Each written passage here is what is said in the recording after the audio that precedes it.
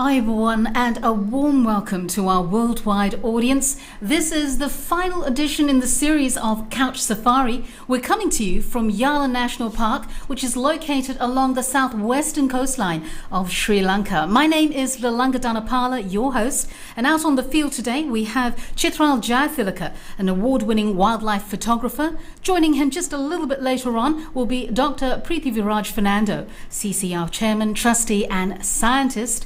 Here in the remote studio, I have with me wildlife biologist, professional wildlife photographer, a graduate of Oregon State University over in the USA, Vimukti Veeratunga. He comes to us with more than 30 years experience in the field, and if you haven't been with us over the last week, trust me when I tell you he is a walking wildlife encyclopedia. It's been an absolute pleasure to listen in on the incredible insights you have with regard to wildlife at these parks.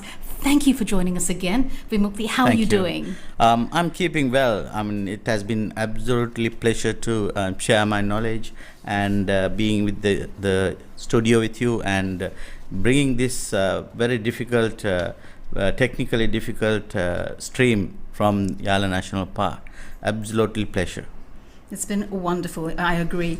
Couch Safari is a novel initiative of SLTPB to promote Sri Lanka tourism by streaming wildlife safari for the first time in Sri Lanka. The aim was to showcase the rich biodiversity and the natural beauty of Sri Lanka. And our ultimate aim was to draw some of you viewers to its shores. Vimukti, would you share with us the significance of the national parks that we visited in the last week?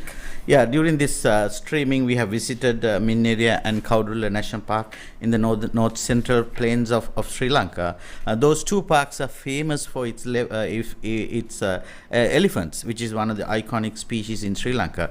So the large number of elephants can be seen in those two parks.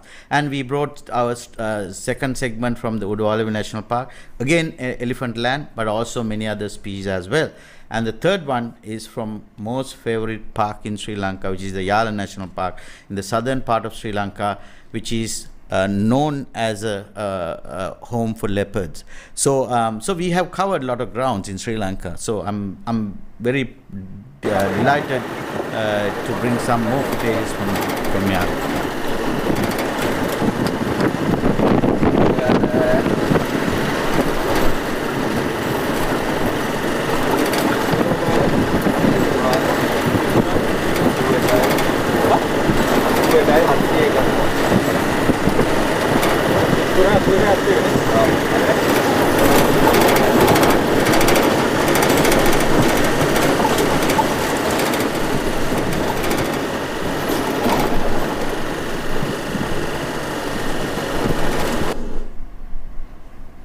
Now, as you can see, our camera crews are making their way into the park at this time. And even though the animals are very familiar with people driving through the parks, with the global pandemic having the world shut down, literally, I think it would be safe to say that we were incredibly fortunate to capture footage of the vast variety of species as a result of the shutdown. Would you agree? I do agree, yeah, because it's a no. Oh God. We brought some food. This is a food. Yeah, okay. So obviously it's a leopard. What is he sunbathing? What? This is actually from the first camera crew which got into the park a little bit earlier to the Chitral's jeep. I think they have captured fantastic footage of a leopard which is sleeping in the middle of the road. It's like a roadblock. Mm-hmm. No way that jeeps. Look at the relaxed mood that this leopard is in, and he's not afraid of the jeeps. And look at the tail movement. I think the jeep crew is also excited. They're walking, running around inside the jeep. Must be a surprise for them also. Such soon that you will be able to capture that highlight. Okay, well, we're very fortunate. Our tech guys have managed to sort of flash back to day one of Yala. Just describe to us what we're seeing here, Vimal. Yeah, the first day of Yala, we have seen some leopards and some of the bird life in Yala National Park, and we managed to bring some nice footage of leopards, elephants, wild buffaloes, crocodiles, and many things. And people who have missed our first streaming. I'm sure you can go back and get it from the YouTube and other channels. Yeah. And some of the tiny creatures like this, the dung beetle, extremely interesting animals, little creatures. I just wanted to, reiterate that all the life forms are interconnected in the nature. So that's what it is. That's what you will see here in Yala National Park also. So these are some of the footages that we brought in last few episodes. Oh, a python, I believe that is. Yeah, I think that's one of our camera crews actually. Just outside the park. Yeah. Outside the park, they managed to capture this. Oh. Yeah, python is this is a reticulated python, which is the largest snake in the southern and southeast region. Mm-hmm. And look at the size. Huge. Oh yeah. Oh. That's a good one. That's a very, the pythons are somewhat, can be seen in Yala National Park. It's not that easy to see pythons in Yala National Park. My last visit, of course, I have seen about a 15 feet long python, but this looks like about 8 or 8.5 feet long python. A good specimen, and he's just slowly, going on in his normal crawling distance, I guess. The python is an ambush hunter, Anila. Okay. And for all our viewers, it's a big snake, and it can get some larger mammals. They like to consume larger mammals. They are ambush hunters, and they kill their larger prey by sort of a contraction, by breaking its bones and things like that, and then consume it. So sometimes they can catch bigger prey items, like small deer fawns, piglets, civets, rats, and depending on the size of the python. Small ones get the small rats and things like that. Yeah. So that it's a beautiful specimen. Beautiful yeah. specimen. So to be able to actually capture, like grab hold of their prey, they must be very strong. The muscles must be incredibly Of course, strong. yes, very strong, very strong. They can, the contraction is so intense, and so they can put a lot of pressure on anything that they capture. One thing I want to tell our viewers that this is not poisonous. The python is not poisonous, but their bite is very strong, and if they they will hold on to their prey very strongly, and the teeth is very sharp, but there's no venomous in their body, no venomous glands or anything. So if somebody get bitten by pythons, you don't have to worry about it. You just watch it, and there are some bacteria in their teeth and mouth because of the things that they consume. So because of that, basic thing is to clean your wounds and then dress it nicely, and everything will be fine. There's no venom. Well, that was an exciting start. That was an exciting, absolutely exciting. What else can we expect to see? I mean, just generally speaking, what are we looking forward to? I am hoping to see more leopard footage today, and the crew is working very hard to bring some more footage. We'll see. We'll keep our fingers crossed to see some more footages of leopards. Now you can see fantastic aerial footage of Mahasilava Lagoon. Mahasilava Lagoon just dump its water to the ocean from this particular point. And during the tsunami, for all our viewers, I know that it is long gone, but the huge volume of water came through this lagoon.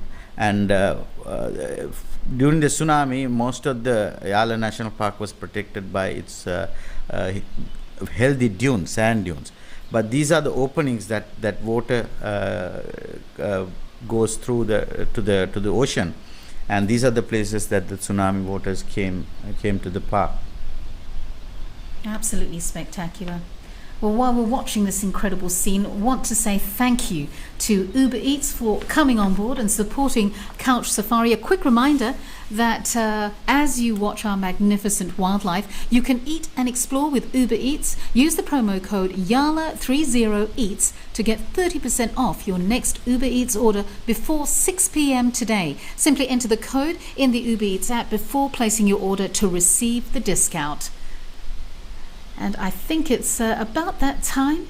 It appears that Chitral might have actually arrived at his destination. So let's just hand over to Chitral at this stage.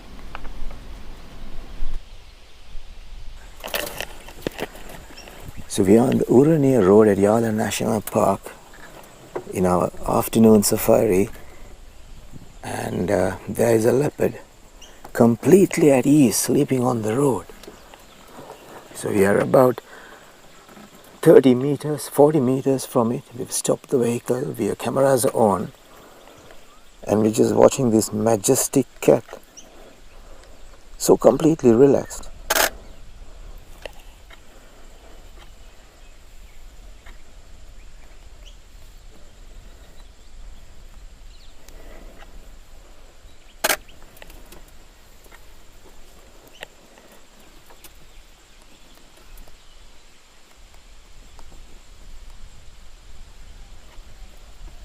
This is the magic in this park. You just got to be a little patient, and the leopards do oblige, and when it does, it really happens. So let's keep watching patiently until it wakes up. They do roll around occasionally to relax further, and if that happens, we bring you all that excitement on the couch safari. There you are.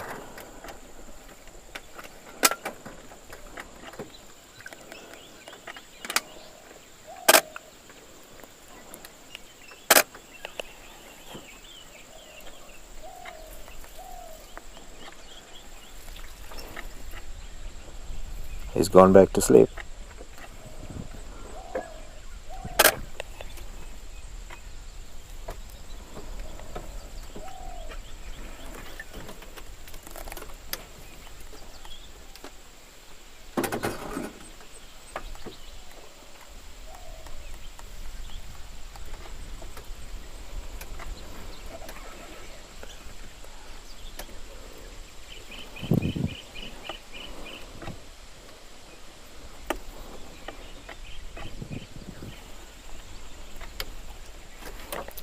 He's up again.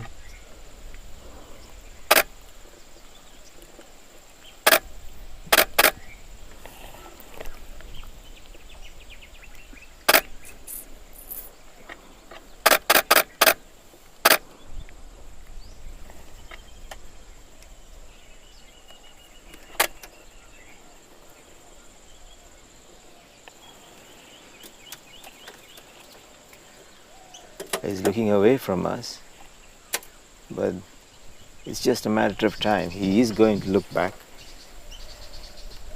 He will wake up and he will walk away. So as nature photographers, all we tell our photographic students, just stay patient, watch and enjoy the moment, enjoy the natural behavior of the animals. He's yawning. That's very usual for cats.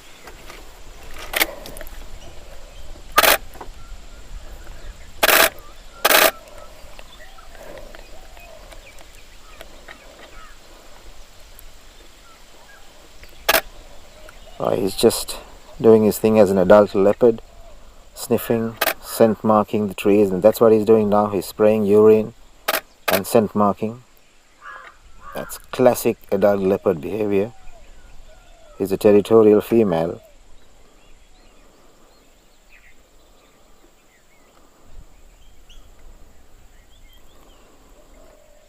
He should go around marking his territory and checking.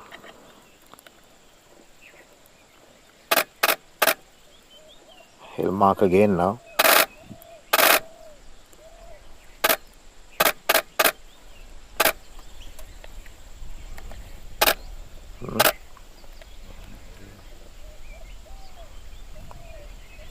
I see it washing again. How beautiful is this?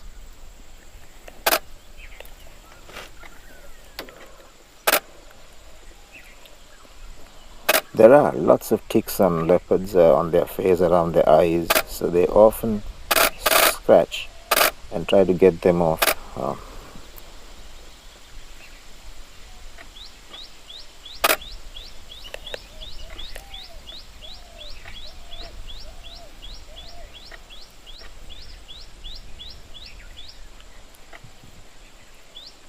Oh, this is so good. This is so good. We are lucky this evening because it seems to relax and sit back again on the road, giving us more opportunity to bring you more footage straight from Yala National Park on the couch safari. An afternoon with a leopard. How beautiful is that?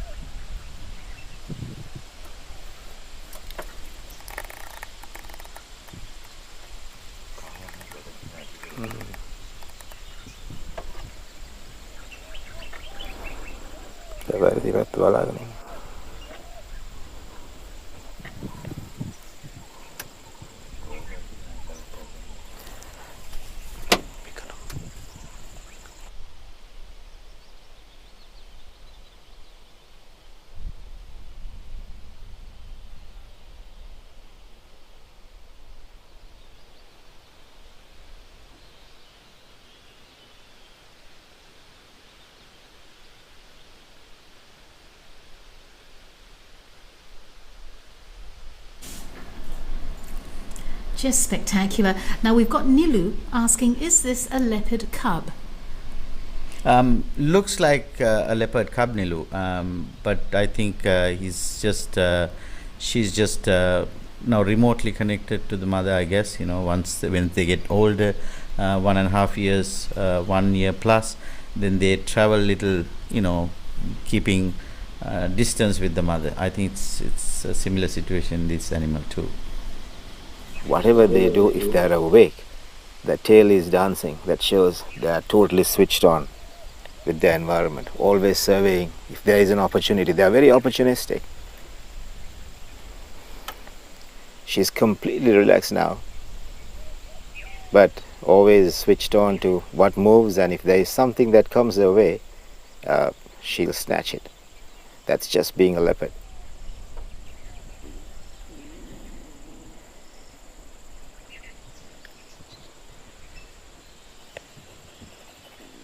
We're streaming straight from Yala National Park on couch safari, and it's a leopard in the afternoon, and this is as good as it gets in Yala National Park in Sri Lanka.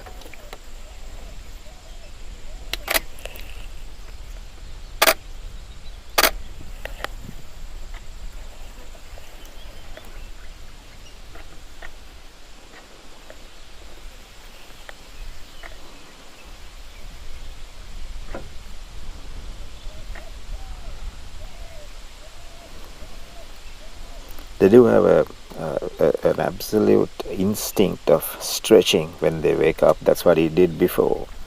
And if he lies down here long enough and wakes up and stands, he might stretch again. It's just like domestic kittens there. It's the same family, and they do stretch vigorously to kind of reset their joints. Oh, he's up.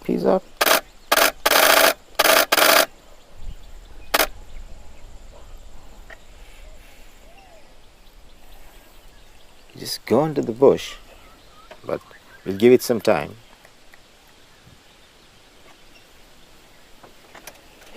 She may come out again. But that was just 8 minutes of sheer magic at Yala.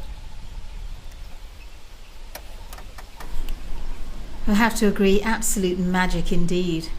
What a wonderful way to start What a off. sighting, yeah. Yeah. So Preeti would like to know, do they get tick fever like dogs? They do get ticks often, Preeti, because it's a wilderness situation. There are a lot of ticks. There are different types of ticks, and we have seen a lot of ticks in the. But they have a natural way to get rid of them, scratching and things like that. Applying different muds and things like that, rubbing on trees and things like that. So they know how to get it. I'm sure they are getting tick fever, but nothing we can do about it. There's nothing, no way that we can. We know that they have got a tick fever or something. Life and death is a part of nature. It doesn't matter it's a leopard, it doesn't matter it's a tiny ant or elephant in that matter, but that's what the life is all about. Life cycles are there. No animal can live forever, and not all animals can survive in the wild. Only the fittest will survive to pass its generation to the next. Without a doubt. We want to invite everyone, by the way, if you have any questions at all. As you can see, Vimal knows his stuff and he would be more than happy to answer any questions you have. So please go ahead and text us, and we'll get those questions answered for you accordingly. And while you're enjoying this footage, we do want to say once again a big thank you to Uber Eats. We've got an offer for you. While you're watching this magnificent wildlife, you can eat and explore with Uber Eats. Use the promo code YALA30EATS to get 30% off your next Uber Eats order before 6 p.m. today. Simply enter the code in the Uber Eats app before placing your order to receive the discount. This code is valid only on one order above 800 rupees, and you need to place that order before 6 p.m. to get a maximum discount of 300 rupees. Thank you to Uber Eats for coming on board with Couch Safari.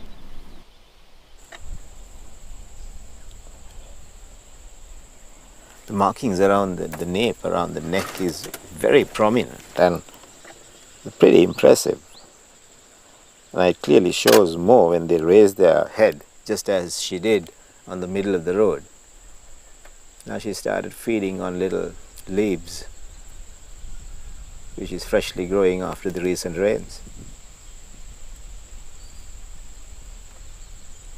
That's a special one for the kids watching Couch Safari.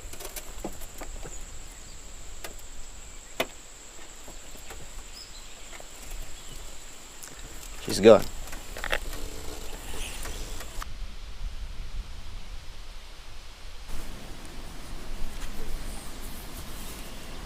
Now we just saw, was that a crocodile just sneaking away? That's right, baby crocodile. Baby crocodile just went into the water. This is whistling teals, one of the common ducks that you encounter in waterholes in Yala National Park. Then small flocks. Sometimes you will see large flocks, 30 to 40, 50 birds together, but mostly you will see small flocks. This is one of the common duck species in Sri Lanka, and Yala you can commonly encounter them. Well, thank you, Peggy. Good afternoon to you. Peggy says, so excited about this last Couch Safari. Oh, we just saw... No? I thought we saw something, but maybe not. Oh, there we go. Yeah.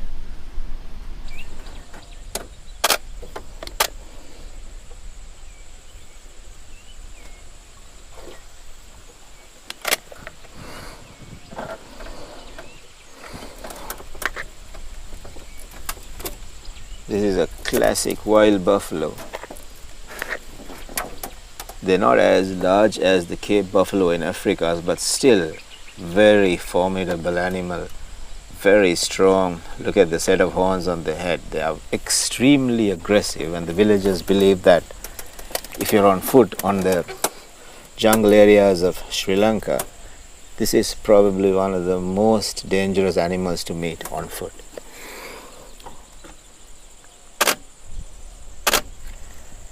As it'll take on anything and charge. But as long as you're on your vehicle on a safari, you're totally safe. He's just a little aggressive. He's watching us intensely and he doesn't like us. But maybe he'll sit back in the water, looking the other way.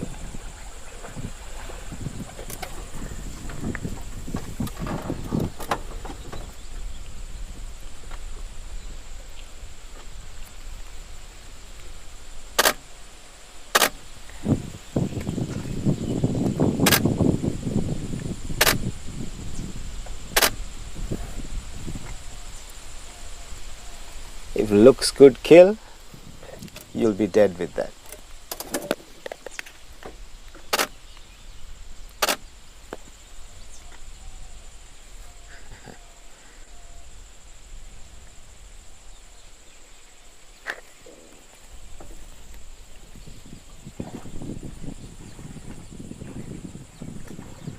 They wallow in the water and mud for much of the day and start feeding when the sun goes down.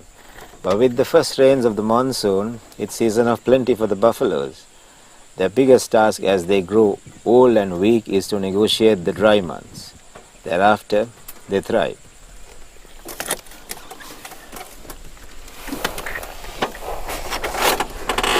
Hi there. Now, I'm pretty certain that bringing you the sights and sounds of Sri Lanka's wildlife over this last week has gotten everybody excited about flying over to visit and experience everything firsthand. Having said that, I want to encourage you all to go ahead and submit your entries to participate in Sri Lanka Tourism's giveaway, My Sri Lanka Story. Share a photo you took while visiting Sri Lanka on your social media with a short and creative caption and stand a chance to win a free holiday to Sri Lanka. There are 16 holiday packages up for offer. 4 packages include both air tickets as well as a 1-week hotel stay, while we have 12 offers of a 1-week holiday stay in Sri Lanka. You can find out more details about the competition on Tourism Sri Lanka Facebook page as well as the website srilanka.travel/wildlife stream. Another beautiful aerial view. Yes. What Some are we of the looking road at here? network. You can see the road network of the Yala National Park and getting muddy a little bit with the onset of rains. Rain is getting started. I think next couple of weeks we can expect more and more rains, which will be helpful for all the flora and fauna of Yala to sustain, to survive. Leah says, love Yala. Was planning to return next year. I will return when it's safe. Thank you for giving me views of the country I adore. You are most welcome, Leah. Thank you so much for being a part of Couch Safari. Sivali wants to know, how many leopards on average are there in Yala? Civilly, I think there are about 60 to 70. Sometimes some people think that the 80 leopards are there, and the new identification program has been going on. I think we can fairly say that 80 to 90 animals are occupying Yala Block 1 area. But you wouldn't see all the animals all the time because they are territorial. They can sort of go about in their territories, and it's not that easy to see a good sighting of Yala, but the leopard population is doing well in Yala. Fantastic. Sanuka wants to know, which block would you find more leopards? Where are they happier, and where can they be seen? Well, the block 1 where we are bringing this stream, that's the block which is famous for its leopards. All right. We've got Venetia. Good afternoon to you. Does Sri Lanka have cheetahs? No, we don't have, unfortunately, no. The African continent is the only lucky continent that has cheetahs. There's a very small population that has been reported in Iran, known as the only Asian cheetahs are existing, but those are all remote cameras. There's no confirmed good population of cheetahs anywhere else on the planet. All right. Well, we thank you for that. We are going to a quick commercial break. We'll be back with more footage, and of course we welcome those questions, so please go ahead and text us on our pages. Looking forward to seeing more leopards and all kinds.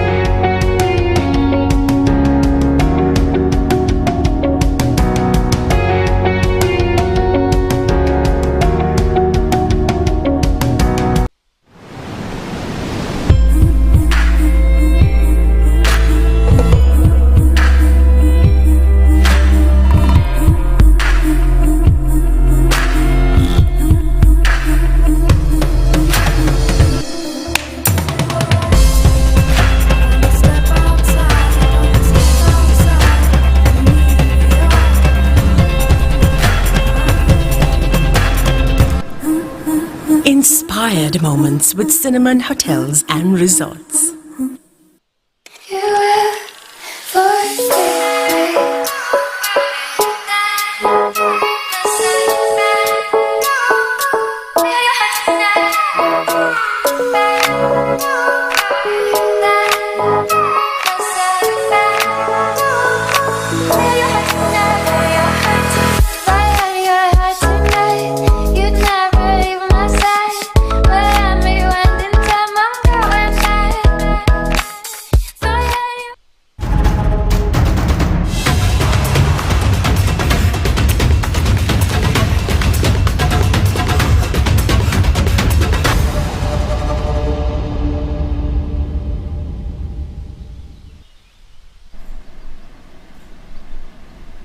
Welcome back to Couch Safari, experiencing Yala firsthand from the comfort of your couch.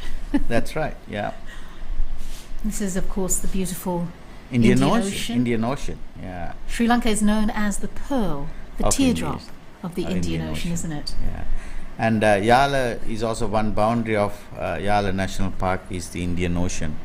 And that is why you will get the pristine coastal stretch in Yala National Park too. But most of the time visitors can't walk along the coastal, the beach, because of the danger of animals. And but you can get down in one place that you'll enjoy the Indian Ocean and the pristine coastal line of Yala. We have Rihanna saying, would love to visit again to see the beautiful couch safari, so they want more. So We'll try. We'll see what we can do. Manora says the same. Please do more couch safaris. So it's obviously been a great hit. That's good to know.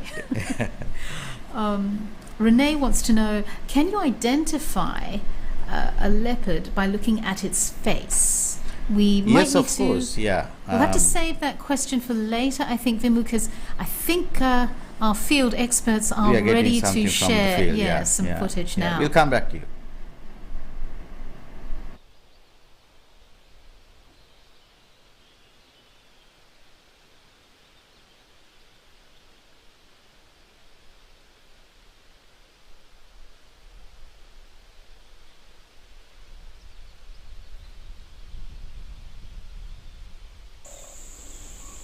With the rains, there is lush grass on the open plains, and every gap in the shrub forest is a treat for the spotted deer. You can see their tender feet. They have this knack of sometimes just, lifting their arms for a split second, almost in a bit of a dance. That's just a habit, but they're relaxed now. They're feeding again. And these are the little open patches in the forest. They congregate by evening because they always like to stay in these open areas at dusk and sleep through the night because there are many eyes looking at many directions of the forest, always watchful, aware that a leopard could be anywhere.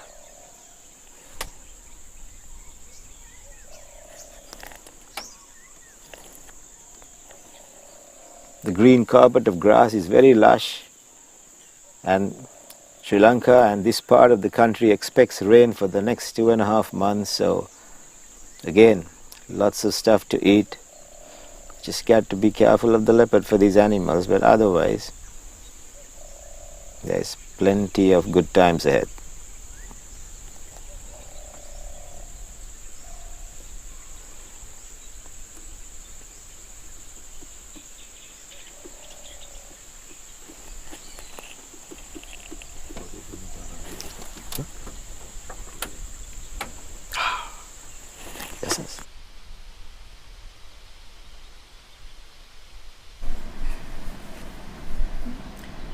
So we'll just go back to that question, Vimu. We've actually got Sandhunik as well as Renee wanting to know about identification of leopards.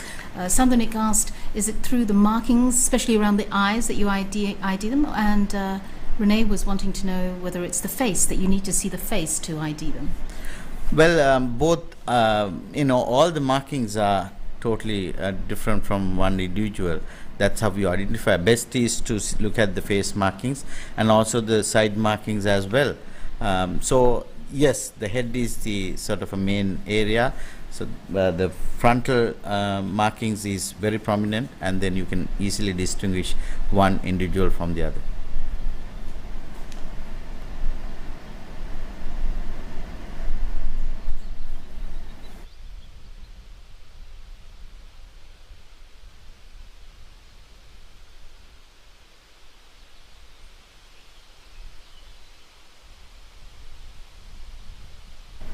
What's a little bit? So what are we looking at here?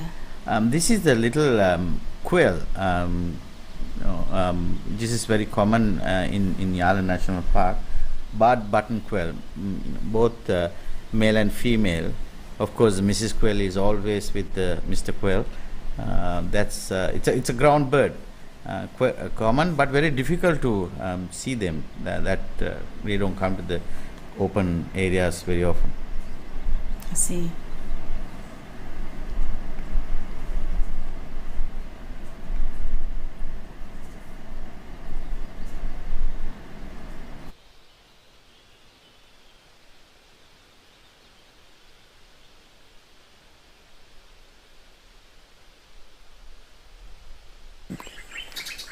Green imperial pigeons. They are the largest pigeon in the country. They got a lovely color on their wings, just that the overcast sky is not showing off.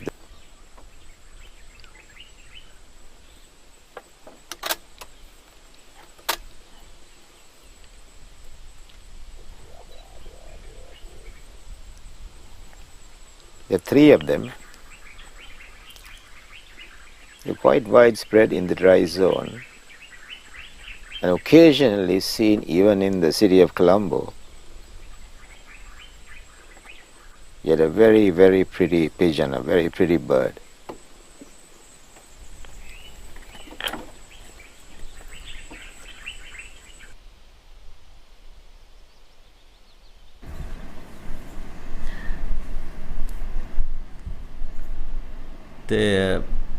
Yes, as Chitral mentioned, that's a green imperial pigeon, largest pigeon in Sri Lanka, and they're frugivorous. They eat mostly fruit, but of course, if there's any insect that they can snatch, they wouldn't ignore that. But that's a frugivorous, and the frugivore birds also playing a vital role in dispersing many species of trees and plants in different parts of the park. So those are the ecological services that birds are doing, which we can't do, obviously. Yeah, they consume the different berries and things like that, and they go and somewhere else and drop through their droppings, and that's a land monitor, a baby land monitor. Well, they are also very active these days. The mud is very soft, and they just trying to dig and get something from the soil, mostly worms and things like that, and soil insects. So they love to eat that. So that's a little one. They're plentiful in Yala National Park, the land monitors. You can see he got something. Yeah, there we go. Yeah.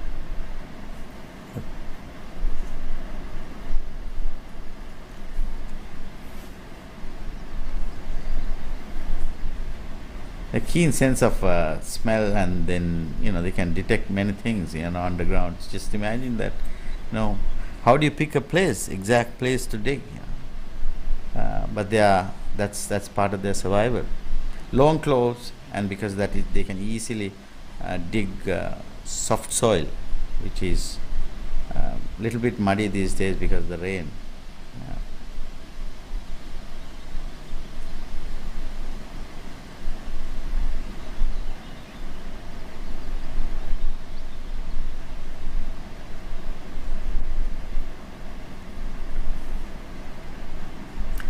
I suppose the breaks from the digging is to watch out for potential predators that they don't want to be somebody else's lunch, I suppose. No. That action, looking up and going back down again, That's maybe? right. They are always alert. They are always alert. That's part of the life in wilderness, because one animal will become a diet for the other animal.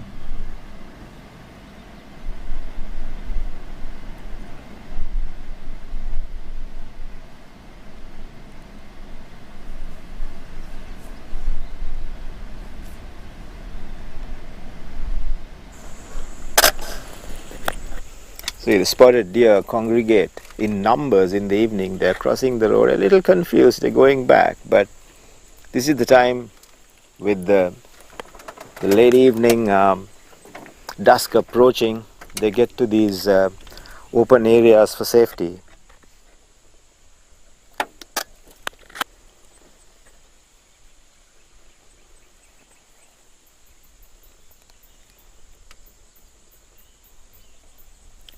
The spotted deer is one of the most colorful and amazingly beautiful animal in our forest. Very tender and a gentle animal, but on the green background, they just stand out so beautifully.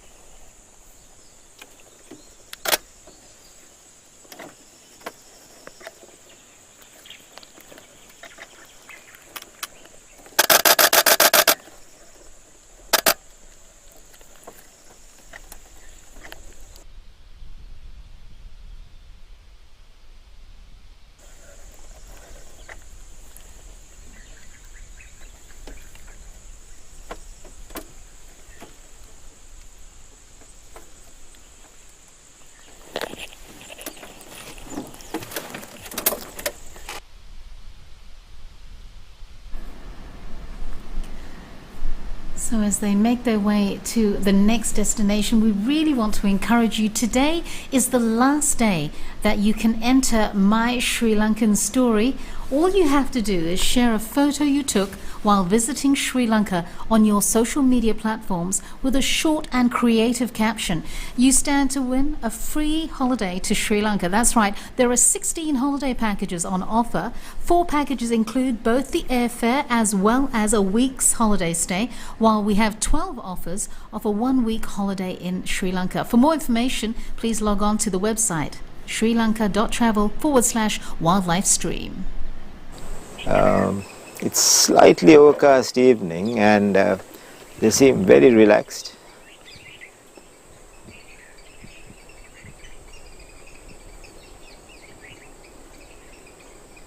Just enjoying the slightly cool climate, because with the onset of the monsoon there is a little bit of a chill in the air. Usually by this time of the day it should be shimmering heat, but the animals seem to enjoy the comfort of the environment on the pre-monsoon winds.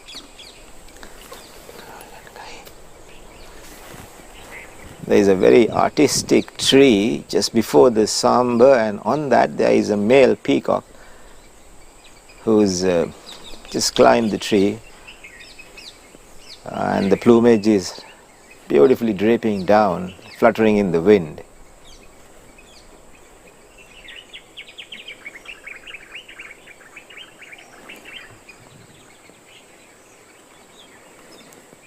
You can hear the birds chirping.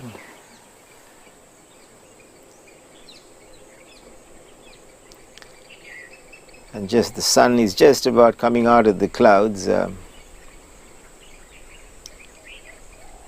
and we'll keep proceeding deeper into the Yala Park, looking for all that is wild here. Apiyang Janak.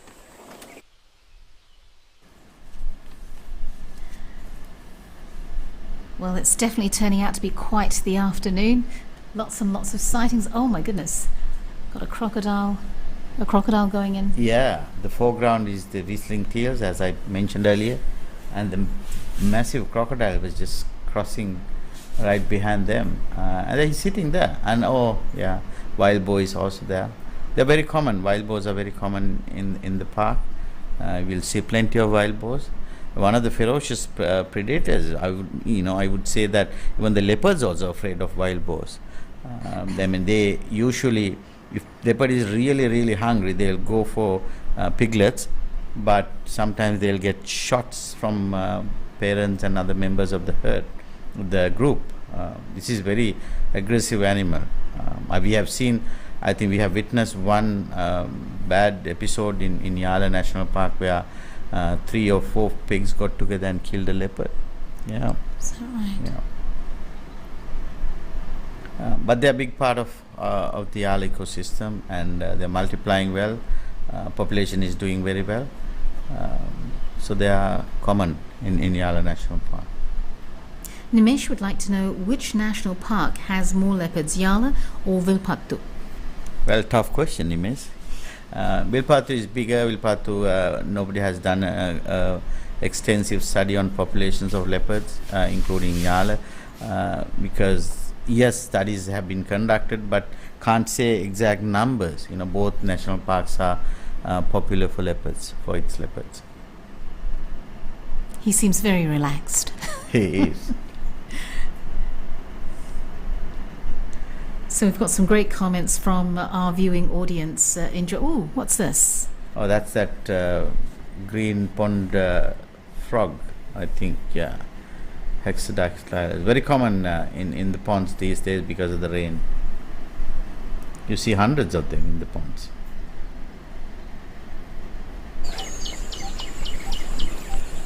We are seeing spotted deer, a lovely group. Yala is a great place to see spotted deer in numbers because the numbers are very high in the park, and the deer generally like to stay in open areas like this because it's a multitude of benefits for them. The open plains has a lot of grass for them to easily feed on. With the recent rains, you can see the grass is very lush, and it gives them the nutrition and all the food. And also because deer are constantly hunted by the leopards who are here at Yala, being in an open area gives the deer great visibility and takes out the ability of a leopard mounting an ambush on the deer. So multiple eyes looking at multiple directions is better safety. So that's how it works. Every day, in the mornings and late in the evenings, the deer naturally congregate on the open plains in much larger numbers towards the late evening for protection from the top cat that prowls at Yala.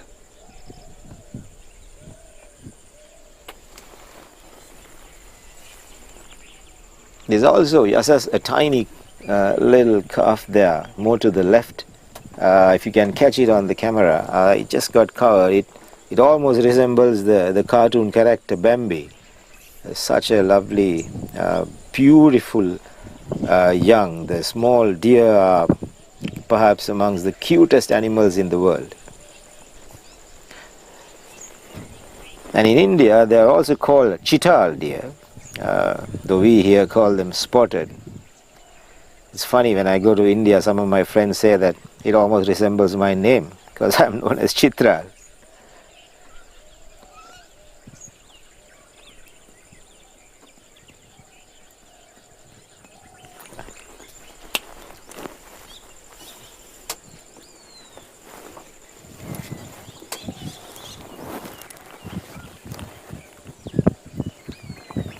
There's a lovely stag right under the Dimbara tree. It's just a beautiful animal. And as they mature, you can see that little darkness, the dark black stripe that comes on their back. It just shows the maturity, the age of the animals. And you can also see the minor birds hitchhiking on the deer. It's almost like a symbiotic relationship. They help each other because the minors feed on the ticks that are sitting on the deer's skin and on their face, and the deer quite benefits out of it. So they tolerate the minors on them and perhaps treat them like friends.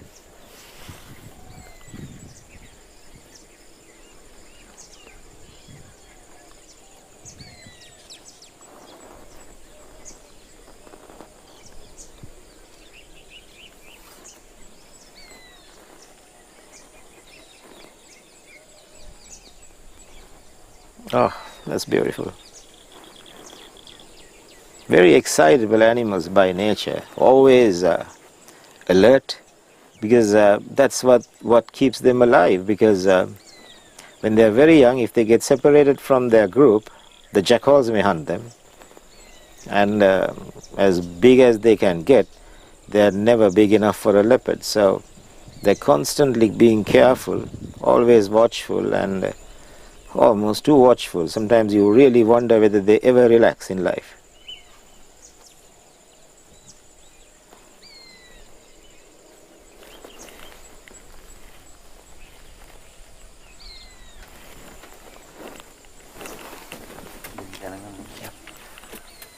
Two young males just testing their strength with their antlers. They engage like this in small bouts. They're not violent fights. They're just pushing and prodding, like how young elephants do.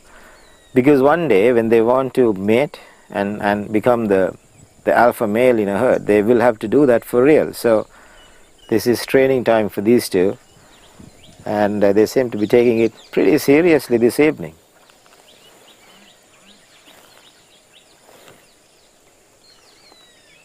You can almost hear the antlers engaging in a bit of a rattle.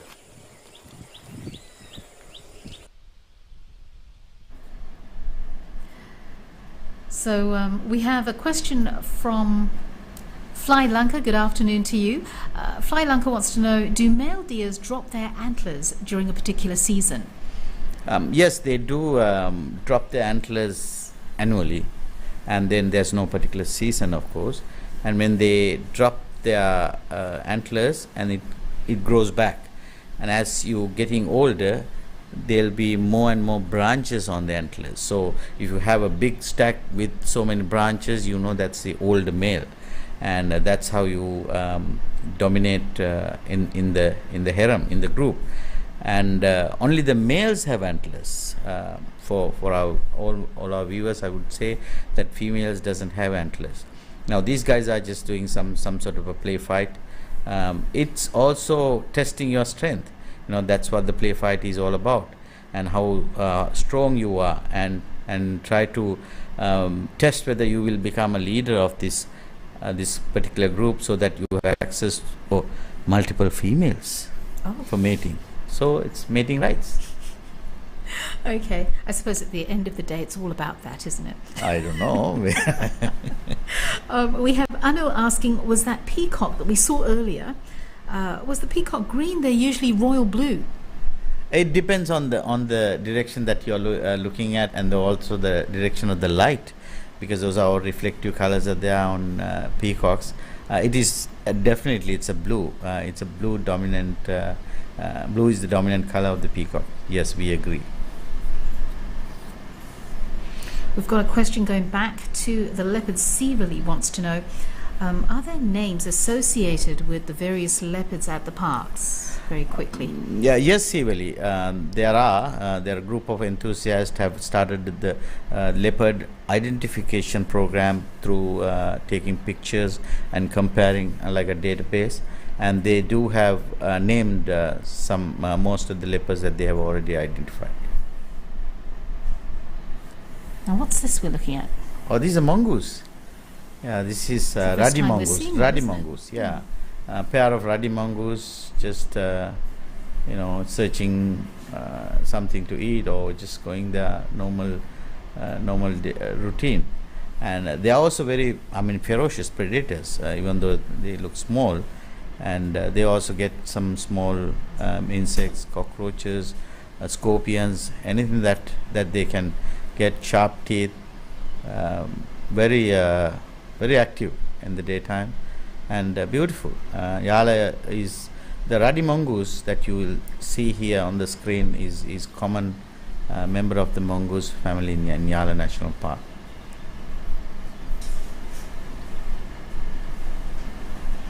We've got Rehan asking, what are the archaeological sites that are close to Yala?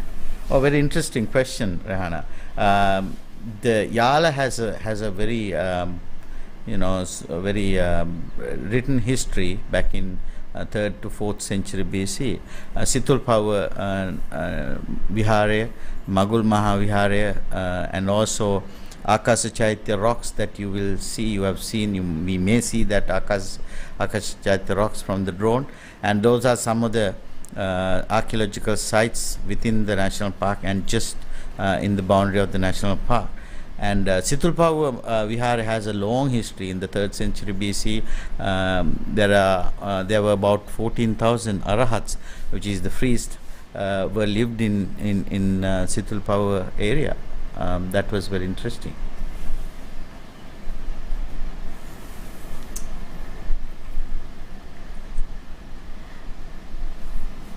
So this again, Ruddy mongoose. Ruddy mongoose, thank you. The tail, the texture of the tail, it was quite feathered, wasn't it? That's right. Yeah, it's not feathered. It's just what do you call that? Fur. Fur. Yeah, it's a long fur, and Sri Lanka has 5 species of 4 or 5. 1, 2, 3, 4, 5 species of mongoose. No, grey, ruddy, 4 species of mongoose. Excuse me. Right. And this is one of the commonest in Yala National Park. It's quite a large population, would you say? Yeah. Okay. Very healthy population of mongooses in Yala. I think it's time to go back into the field, so we'll hand it over to Chitral.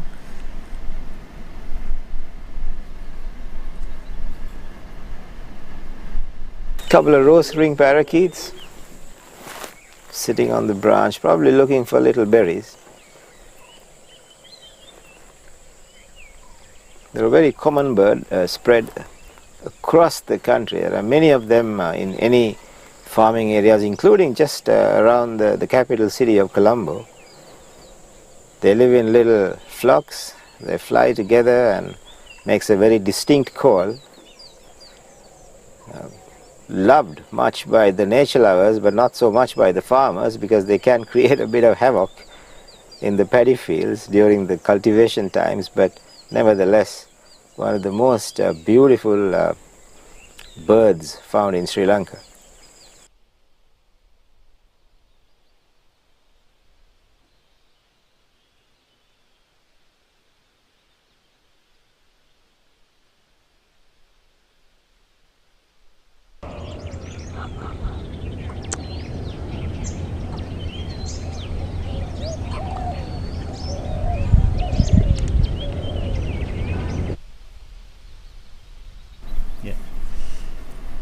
Waiting to jump on someone by the looks of it.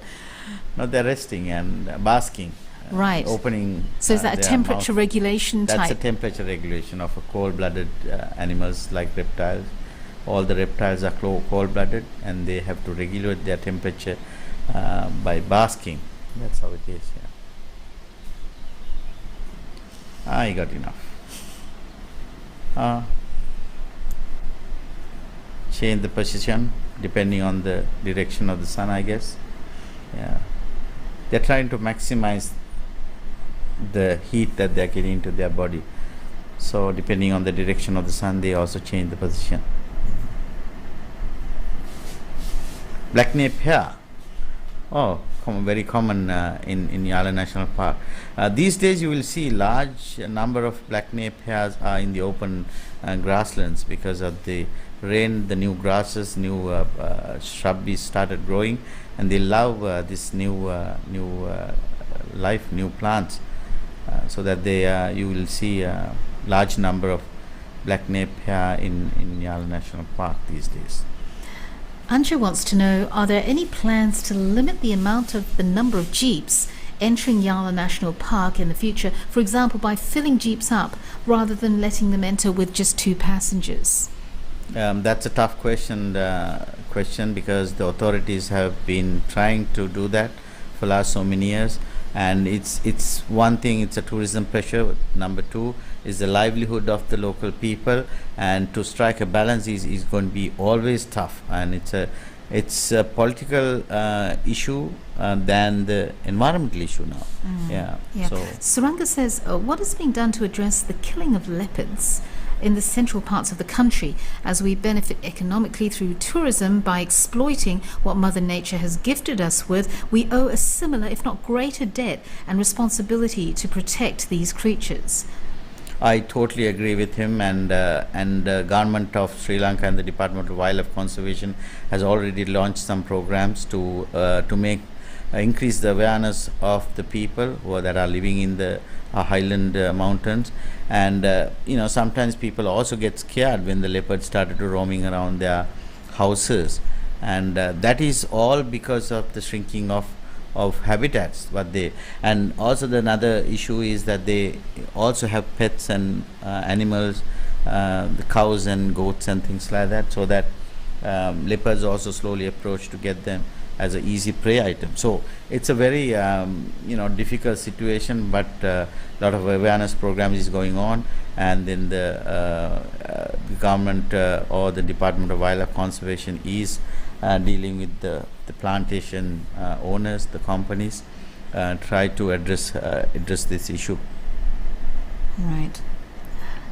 We've got Danushka saying thanks to Tourism Sri Lanka and the team who's done an exceptional job with Couch Safari. Thank you, Danushka. So glad that you're enjoying the streaming. We've got a question from BB Wolf. It's asking, do deers always move in groups? Yes, spotted deers moving in groups. There are other deer species that are actually not moving in groups. For example, samba deers, mostly solitary. Once in a while you will see small groups, like 3 to 4, 5 animals. But there are other deers that are tiny. There are Sri Lanka has small deers, which is called mouse deer, one of the smallest deers in the world. That is a solitary. And there's another one called barking deer, again solitary. During the mating time you will see in pairs, but spotted deers are always in groups. Thank you so much. Venetia said, I'd like to say the change in format of having a remote studio with Lanka and the expert in wildlife has made such a difference to us viewers. This has allowed the field experts time, which is absolutely true, which is why we added this element. So thank you, Venetia. Glad that you appreciate the strategy that we've been implementing in order to allow you, the viewers, to maximize the moment. So thank you for that. Rehana says, would love to visit again and to see the beautiful Couch Safari. Thank you so much. Once again, want to give you a quick reminder. We are absolutely privileged to have Uber Eats come on board and support the venture. If you'd like to take advantage of the offer, then please do. Just put the code YALA30EATS to get the 30% discount before 6 p.m. You just have to enter the code in the Uber Eats app before placing your order. So do take advantage of that. And we'll be going into a very short break. We'll be back with more beautiful footage, so please stay with us. This is Couch Safari.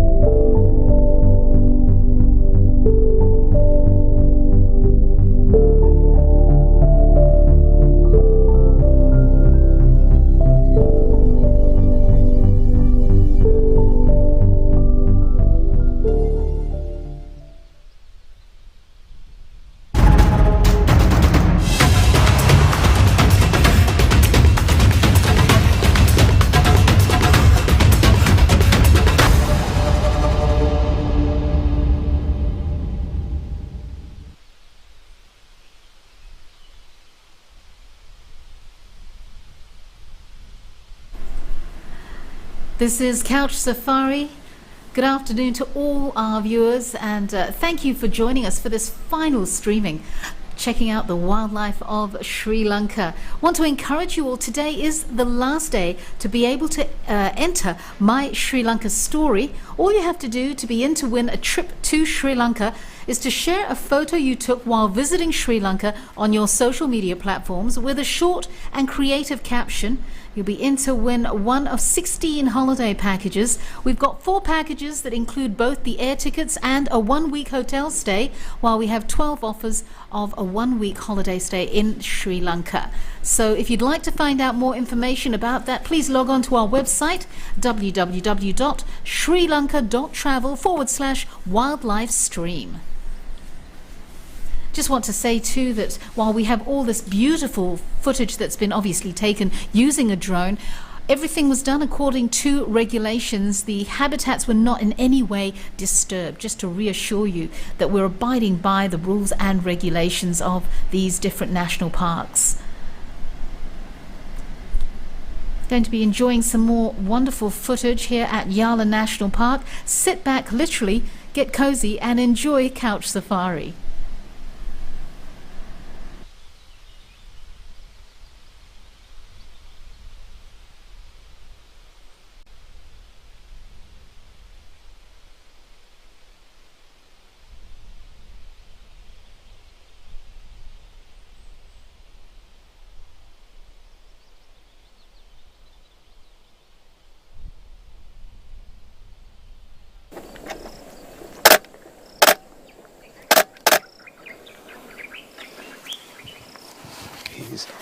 He's cleaning his claws, and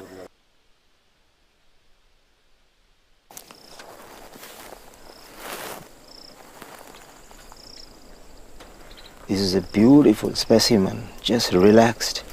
Can't be more than 60-70 feet from the jeep. Slightly obstructed by the growth of the leaves, but every now and then he's going to look back like that. And you're going to see the beauty of this amazing animal people are crazy about. People flock to Yala just for this.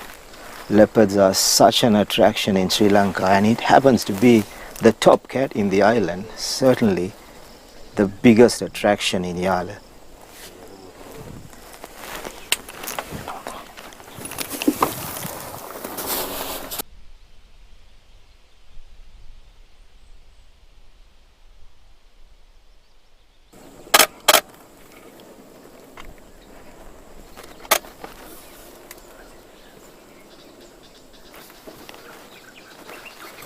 He's moving.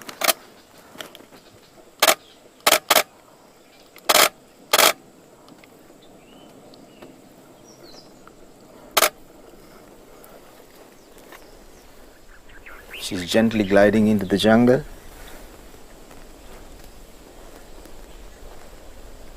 Just being a leopard, with that dappled coat on these dry zone leaves, it disappears like a ghost.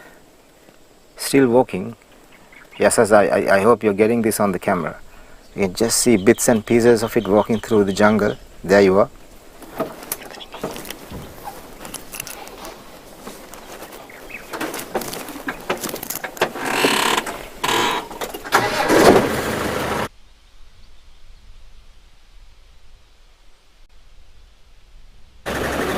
No.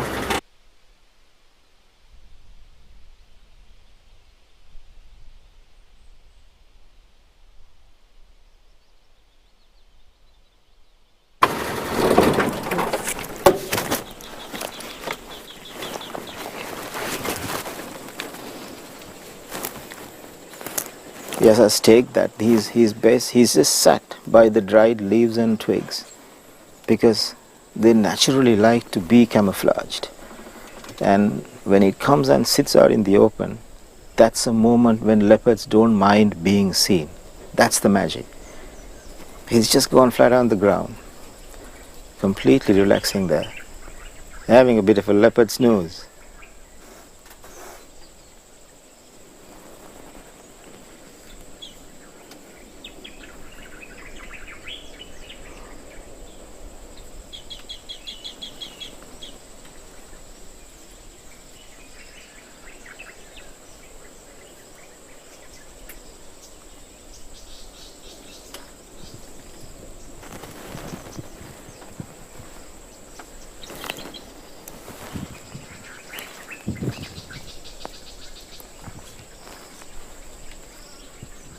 He's just resting because the day is a little too early for it to walk around doing his general chores. So leopards generally get active much later in the evening, after 5 o'clock, when the heat drops significantly. And until then, they often conserve energy by not moving around too much, unless if it's absolutely needed.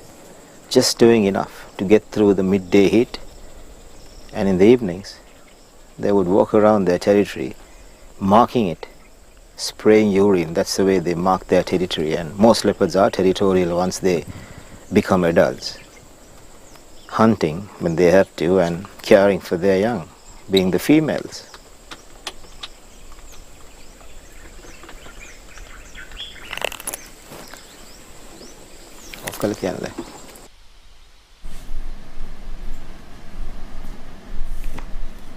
Definitely hiding out, doesn't camera shy, this particular. Just think about it. This is like, I think, few yards from the road, but you wouldn't spot a leopard. Just completely behind Camouflaged. this bush and camouflaged. It doesn't want to get filmed, I guess.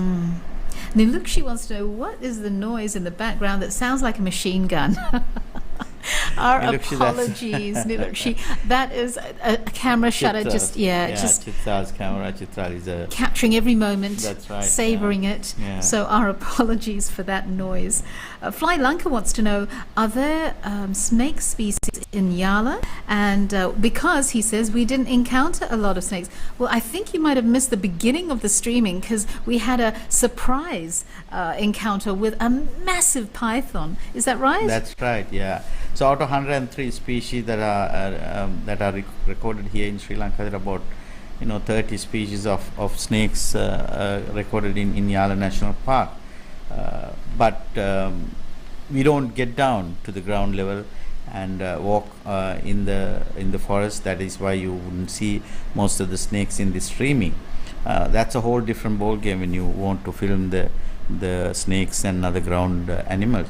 But here we are filming all from vehicles, same as the visitors of Yala. So we usually don't get down. But we had one encounter which we streamed earlier in the show. Just before we entered into the park, there was a python film, and I think you may have missed that. Yes, that that's footage. so unfortunate. But you can, of course, visit our page later on, because all of these streams are going to be That's right, available for yeah. you to encounter again and enjoy. So do that at the end. Keshini wants to know, are there a lot of fruits growing in the park for animals like hares and parrots? Yes, Keshini, there are a lot of trees that are fruiting after the rain, and that is why the bird life is flourishing in Yala National Park. There are about 200 plus different species of birds have been recorded in Yala National Park, and these fruits are vital part of bird life in Yala National Park. The rain is playing a vital role to continue that cycle. Interesting. Now, Iranga wants to know, other than the rosettes, difference in rosettes between the leopards in India and Sri Lanka, are there any other differences? And he's also asking, are the Sri Lankan leopards bigger? Well, Iranga, very slight, very subtle differences between the Indian leopards and Sri Lankan leopards, because the land has been separated just 10,000 years ago, and we don't see a huge physical differences between Sri Lankan leopards and Indian leopards. The measurements, of course, are slightly different, but it is not significant. But it's a DNA. There are genetic differences. That is why it has become considered as a subspecies, not the full species. For example, the Indian elephant is also Panthera pardus, and Sri Lanka species also Panthera pardus. But the subspecies level, there are differences in the genetics, so that in another 20-30 years, another few million years of time, if we don't converge Indian mainland and Sri Lanka, of course the Sri Lankan leopards will look a little different. So that's how the speciation continue on the planet. Very interesting. BB Wolf wants to know, how long do leopards sleep for usually? What is their sleep cycle like? It depends on the diet that they take. If they intake heavy diet, of course they sleep a few hours. Sometimes if you find a good sleeping spot, and they sleep for a few hours, and also the climatic condition. But usually it's not that long. Sometimes few hours, a few minutes, 20-30 minutes. It all depending on their personalities and the areas that they live in, and environmental conditions. Thank you for that. Going back into the field now.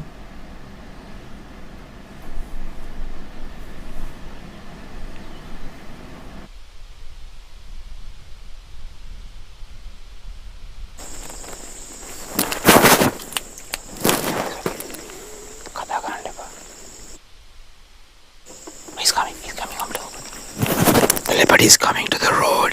It's a little overcast and cloudy, but he's coming well out to the open. Beautiful, beautiful.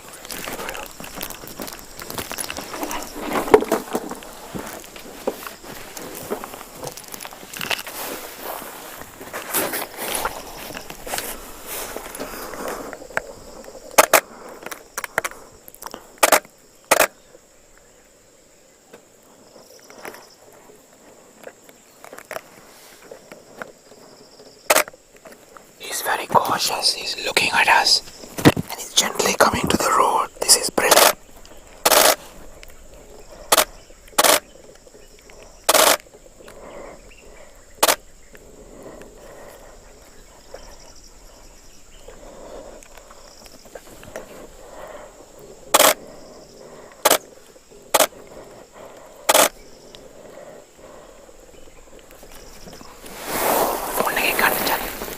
He's right in front of our jeep. The leopard is right in front of our jeep. He's crossing the road 10 feet from the jeep. Just look at this. This is almost too close. This is amazing.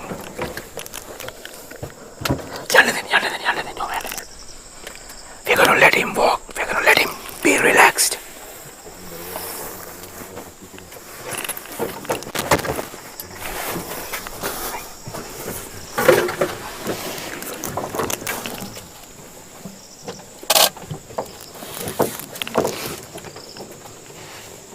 She's walking on the road.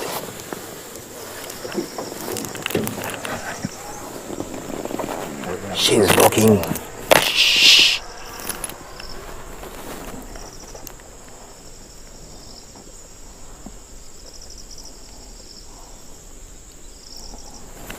She's paused for a while.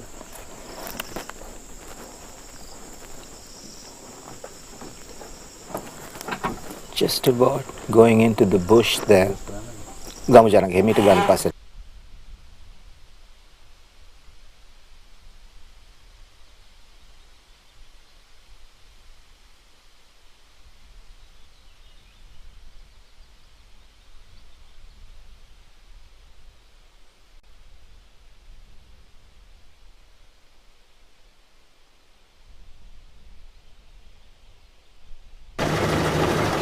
I don't get it. Oh, no.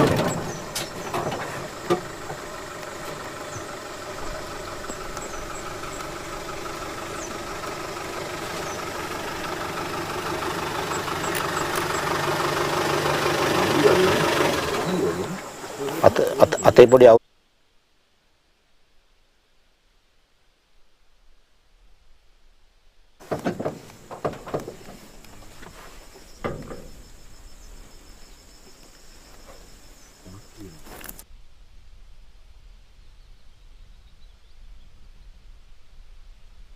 There's a kill. There's a spotted deer kill, and she just pulled the kill. She's feeding on it.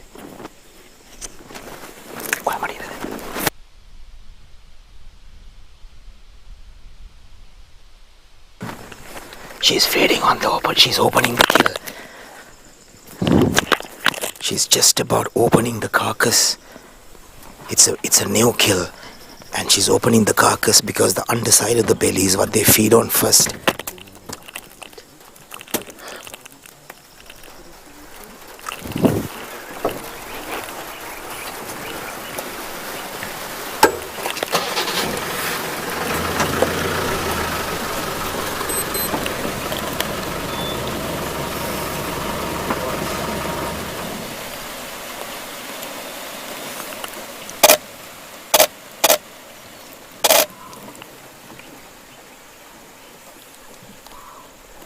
She's opening the carcass, she's dragging it into the bush.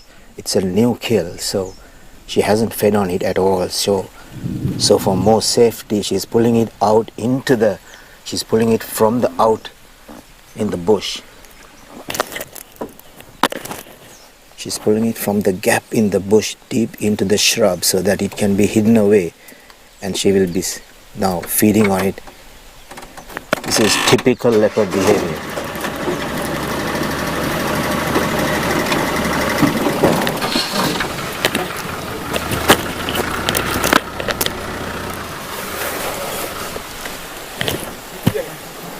You can see she's opening the belly now. The initial bit is what they struggle a bit. They open the skin, and then once they get into the underside of the belly, it's a lot of protein. The leopards instinctively eat the gut because that's the easiest part to open a kill with. And after that, they start eating from the underside of the belly onwards, getting into the organs that is more nutritious. So that's the natural behavior of leopards.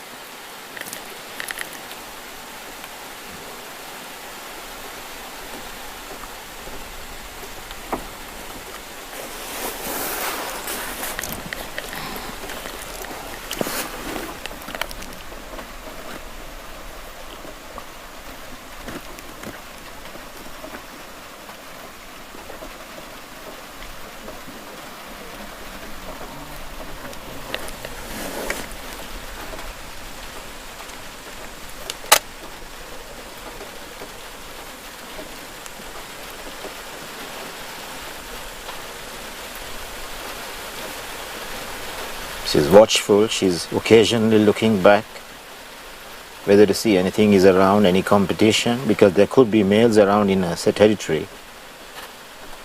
So even being a keystone species, being a top predator, they still have competition amongst themselves, because a female might have definitely a male in the area, and in a male's territory you can have multiple females overlapping. That's how the leopard society works.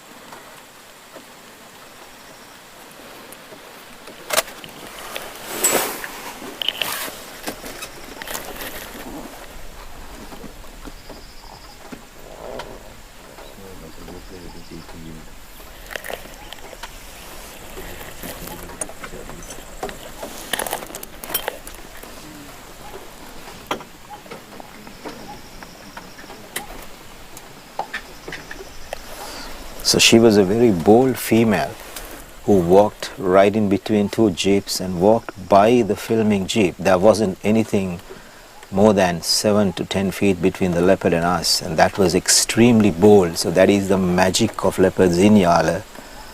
At times they tolerate jeeps at very, very close distance.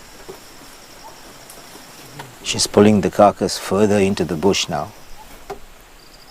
It's a fully grown chital deer. It's a spotted deer kill, and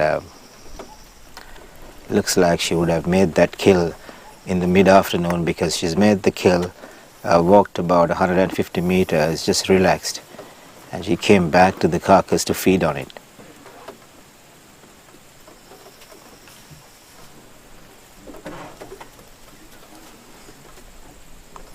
That was a great moment, yes. Well done.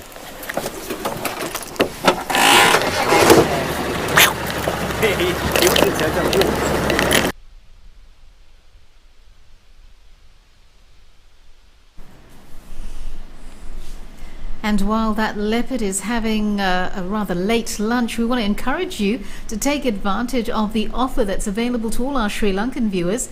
You can eat and explore with Uber Eats. Use the promo code YALA30EATS to get 30% off your next Uber Eats order before 6 p.m. today. Simply enter the code in the Uber Eats app before placing your order to receive your discount. The code is valid for only one order above 800 rupees placed before 6 p.m. again, with a maximum discount of 300 rupees per order. Thank you so much, Uber Eats, for being a part of Couch Safari. Now, we've got a couple of questions relating to the footage that we just captured. Lithira wants to know, what is the name of the leopard? Do we have any idea? Well, Lithira, I'm not 100% sure because I have not seen the close, the sort of face marking of that leopard. So as a science person, if I'm not 100% positive of something, I can't tell you. I'm sorry about that. Yeah. All right, thank you. Sandesh wants to know, Vimukti, any idea why this particular leopard is panting so much very quickly? Oh, that's a normal thing. It depends on the different environmental condition, what they have eaten, how much they have rested. So it's not unusual panting. It's just a part of normal their lifestyle. I see. Yeah. Well, this is absolutely beautiful what we're looking at here. Once again, the Indian Ocean. Indian Ocean, yeah. Just spectacular. Let's take it back to the field.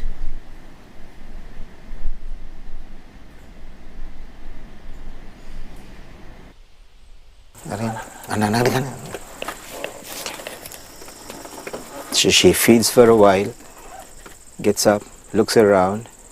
She's looking straight at the camera now, and back to feeding. They eat quite a quantity of meat at one sitting. That's very natural of leopards.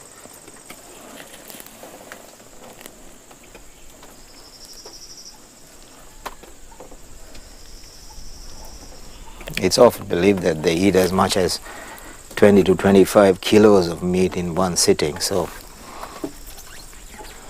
when a leopard makes a kill like this, it'll feed on it for as much as 3 to 4 days. This being a fresh kill, by tomorrow the kill will start to decay, and even putrefying flesh is eaten by leopards even when there are maggots. So that's a key difference between leopards, lions and cheetahs in the Africas, because cheetahs just go for one sitting, they make a kill, eat fresh, walk away, they never return to a kill. But leopards are very different. You can see she is pulling the carcass further into the shrub. She's working around the carcass now.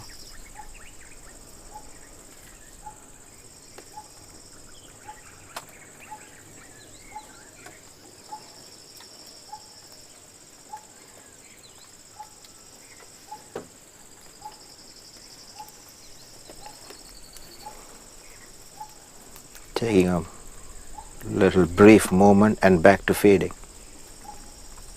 So they'll feed for about half an hour, and often they go to have some water at the closest resource available. And with the onset of the monsoon and the first rains at Yala, there is plenty of water around. So there is no scarcity. Life is a little easier with the monsoons. It's time of plenty for many animals, and it's the same with the leopards here.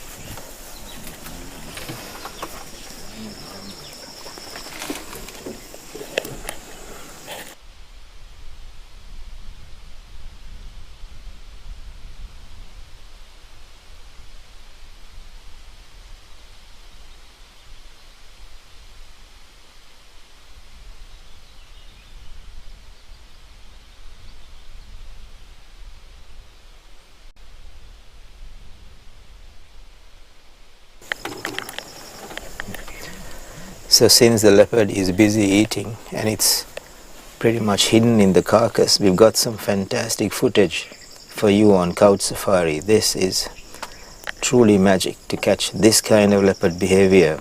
Such a close encounter, 10 feet from the jeep.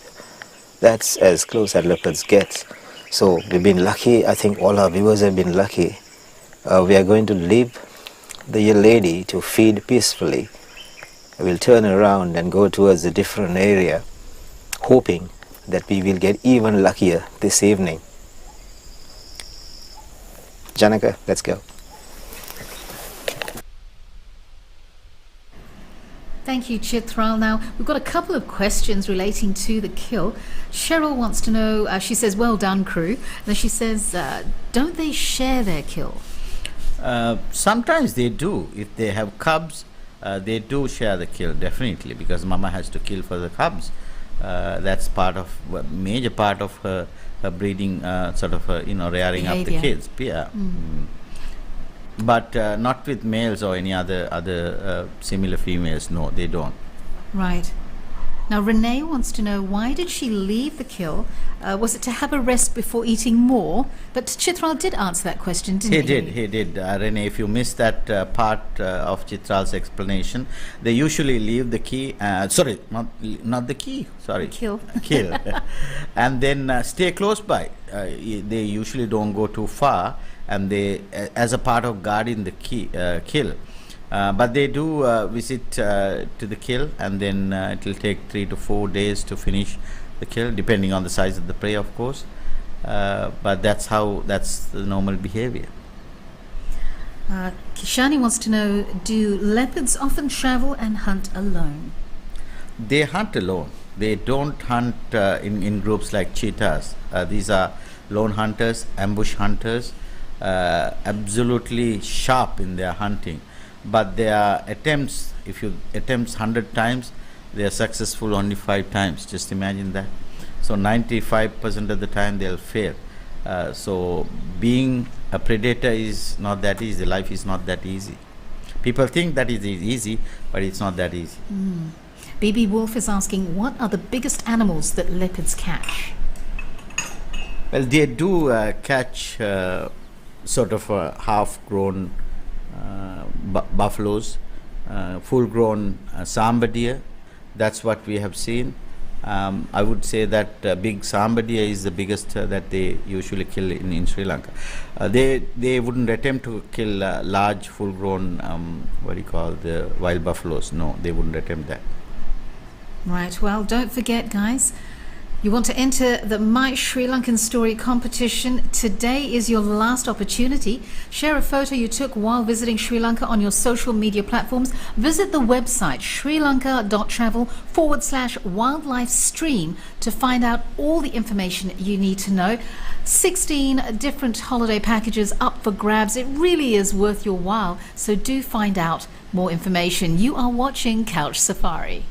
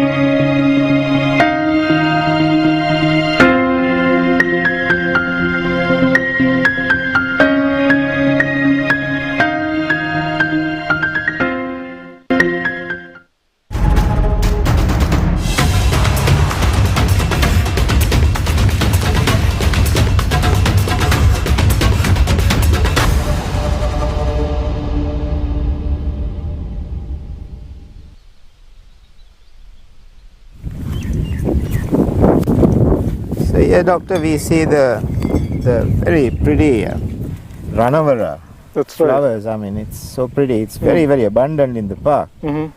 It's Cassia. Cassia auriculata. Yes. Yeah. It's a lovely flower, and it adds a splash of color to the landscape. Yes.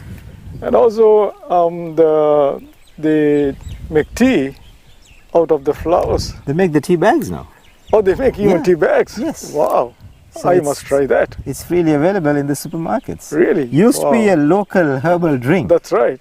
And today, you know, the convenience of having the tea bags is kind of copied into the same thing. Right. So it's a good thing to have these things more popularized amongst the urban areas. Right. Ranavara tea, right? Ranavara tea. Excellent, yes. excellent. And here, of course, then we have the Malitang Malitang, tree, yes. Salvadora persica. Again, Yes. it's a very beautiful tree.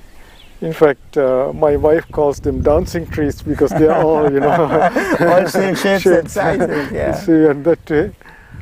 I'm trying still for years to try and get one of these trees to grow in the soil in Colombo, but failed miserably so far. Oh, really? It's unless you take a bit of earth from here, I think it Right, just it doesn't. probably needs a little bit of salty, sandy soil, Yeah, I think. and here we have the kukulkatu, what we Of saw. course. Oh man, this is deadly stuff. You know, I mean, look at that. Yeah. I mean, just imagine somebody taking this, break it, and, putting the whole thing in the mouth and munching on it. That's unthinkable. Unthinkable. And that's what the elephants do. Yeah. It's really amazing. I mean, their mucous membranes, the lining, the tongue, everything Yeah. must be so, impervious to damage by this, really. I mean, how sharp is it? I mean, it's like a needle. No? Oh, it's almost like a surgical needle. Yeah. It's that sharp. And It's if you just take extremely this shot, yes, this one's easily over 3 inches. Yeah. And the edge is probably sharper than a surgical needle. Absolutely. I mean, it's just, such a fine point. And just touch it, it'll prick you. I'm sure you could, like your kids, you could probably put Bit it of through the skin. a blood test with this. I mean, It's amazing. So yeah, so this the elephants like, yeah. because clearly this one is depending on very, very mechanical defense. Yes. So it probably doesn't have too many poisonous alkaloids. Yes. So that's why they like it. Same with things like Andhara, Kukuruman, all these Ereminia, All elephant all these favorites. things elephants love. The thorny plants. Unbelievable. How they can take all these thorns in their soft tissues in the mouth Yeah. and it's completely adapted. So they are pachyderms not only outside but also inside.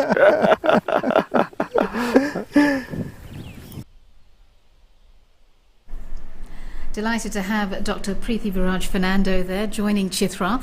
Now, we noticed they're outside the Jeep. They've left the Jeep. Yes, there are places that you can get down in the park near the Manik River, and this is where Dr. Fernando and Prithviraj got down and explained some of the common plants that are found in that area, just for our benefit of our viewers on what kind of plants, common plants that you will see in Yala National Park. What you see here is also in the same area, the Yala River. There's a small tank, and also the coastline of Yala National Park near the Manik River, where the Manik River will fall into the Indian Ocean a little further north to this particular site. Again, fantastic scenery. You can see the road network and also the coastline of Yala National Park. Vegetation is absolutely green after the rain, and you wouldn't see anything else but green carpet. Really is a spectacular sight. It is. So we're going to take a moment and get back to our field experts.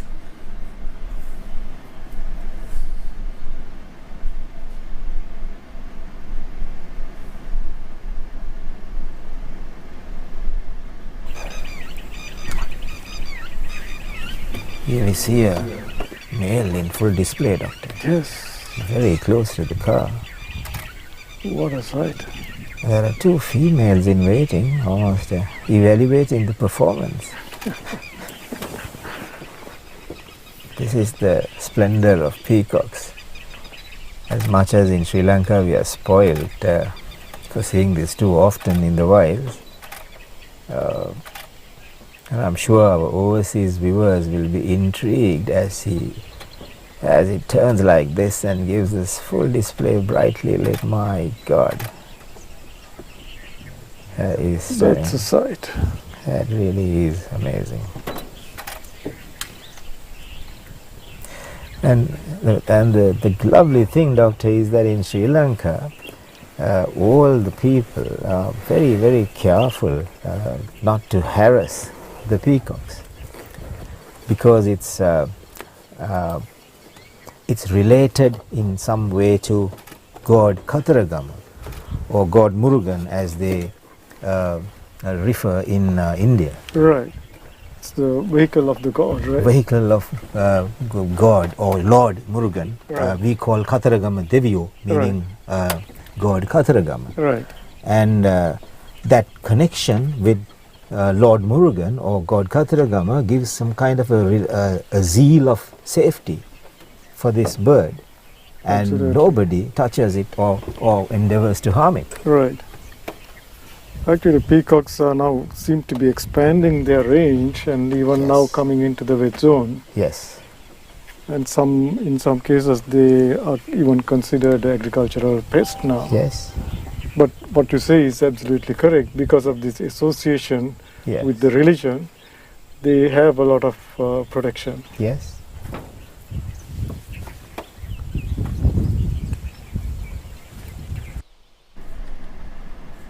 That was some beautiful footage, wasn't it? Absolutely, The peacock is yeah. one of the most spectacular birds. Since it's a common bird, most of the people don't stop and enjoy the beauty of it. I I noticed always that. call it it's the ignored beauty of the jungles of Yala. And and the display is absolutely spectacular. And for our viewers, the number of spots in their tail during the display is the main attraction for female.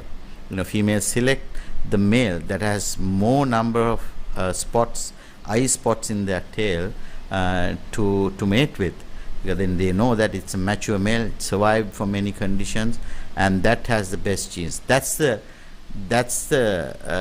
story behind the display. Incredible. Yeah. And males has to put a lot of effort to attract females. I'm sure all our viewers I'm are hearing a very common aware about thread. it. Where are we right now? Wandering through the woods here. That's right. This is a totally different habitat in Yala National Park. This is called a riverine forest, where there is a very shady, tall trees along the river bank of the Manik River. And so there's a road you can enjoy, you can go and check the different habitat of the park, and the animals and the bird life is slightly different in this part of this section of the forest. And trees are very tall, shade is there, as you can see. It's like a little bit of you get a rainforest feeling when you drive through this part of the park. Whereas the other part of the park, you will see the open shrubby grasslands without any tree cover, like the canopy cover. So that's the speciality of this particular riverine forest. I am hoping that we might be able to see the Manik River from the air also. Let's see whether we'll see that. But just that's the one I would say that one different habitat of the Yala National Park. So Danuk is asking what sort of species would you find here, but I think we're just getting a cue that we're on standby here to go back into the field. So we'll ask Just the- very quickly, I would say that the kumbuk trees, halmilla trees, are the one that are dominating in this particular forest type. Kumbuk trees. Right. Yes, I think they're ready to have us join them. So let's go back to Chitral and Dr. Fernando.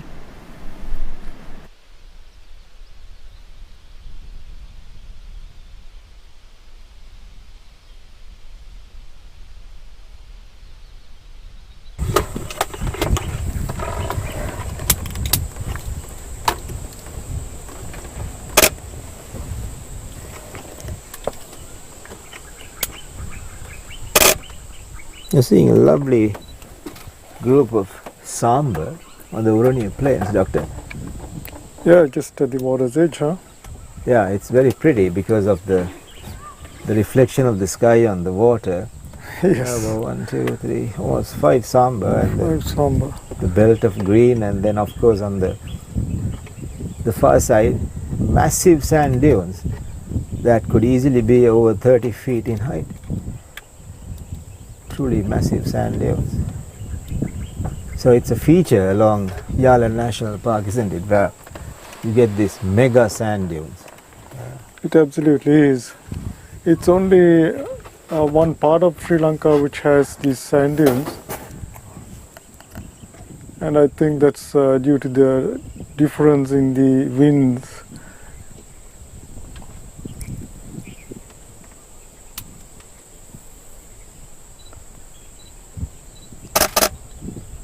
The dunes extend to about Arugam Bay along the south and towards the southeast. Okay. So when you say about the winds, Doc, can it be that the two monsoons beating on the Yeah, terrain? I'm pretty sure it's something to do with that and the angle that it strikes the land, Yes. that the sand gets piled up here but not in the other parts. Like the eastern shore doesn't have sand dunes, Yeah, not at all, isn't it? not at all, and that's why the tsunami hit that very hard, the eastern seaboard. So here I think we have one male and 4 females, isn't it? Yes. Because in most deer it's only the males that carry antlers. And the antlers are, of course, unlike horns, they are shed and regrown Yes. every year.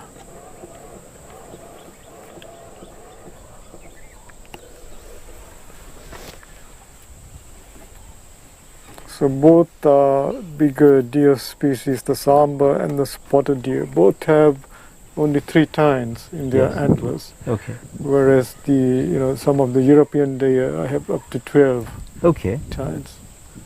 And so every year, as the deer ages, one more tine is added till it Okay. comes to the maximum. Okay. And then it stays like that. It stays like that, yes.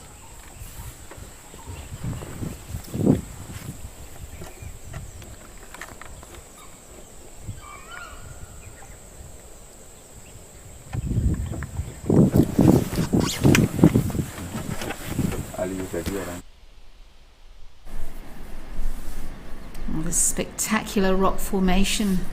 This is the Akasa Chaitya that I was referring earlier, one of the archaeological sites. On the top of the rock you can see a little hump-like thing.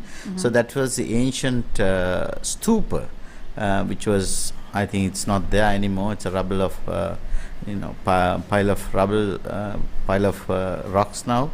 But there has been some temples and things like that in the Yala National Park. Not only that, there had been historical agricultural areas in Yala National Park. In Block 2, they refer it called Yala Vela. That means Yala paddy field. So the agriculture civilization was also part of the Yala National Park. And is it possible to get close to the Akasha formation? Chaitya rock? Yeah, I mean, visitors can see this rock. You can't climb this rock, of course. They wouldn't allow you to climb these rocks because of the danger of many things. But you can definitely enjoy the site when you go there. Spectacular. It Thank you is. for that. It is. Heading back into the field. Aside, across the lagoon here, we are seeing a female elephant with its calf just coming out into the open. That's right. It's not that common to see a single female, but and only one calf.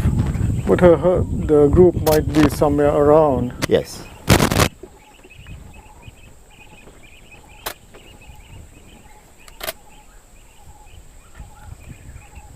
But this mother calf unit, female and her dependent offspring, Yeah. It's really the basic unit of elephant sociality. You can see them just walking out, which is such a, I mean, to me, how I could just describe it is such a peaceful sight, isn't it? Absolutely. I mean, the some were relaxed, and suddenly you have this little baby elephant and the mom who just appears out of nowhere, and that whole outlook takes that serene, peaceful atmosphere.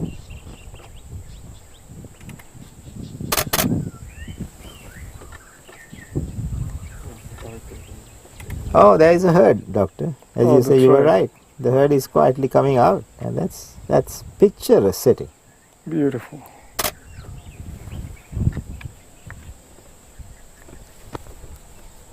Well, let's hope a few more come out so that we can take this images streaming to our couch safari viewers.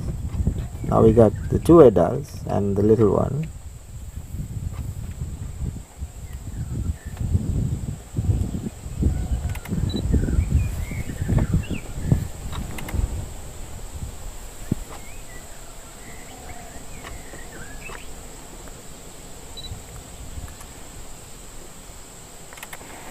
Oh, actually, this is the daughter of Rolly, which we saw earlier. Okay. So this is Romy and her baby. So Romy and the baby. Yeah, the two who came out first.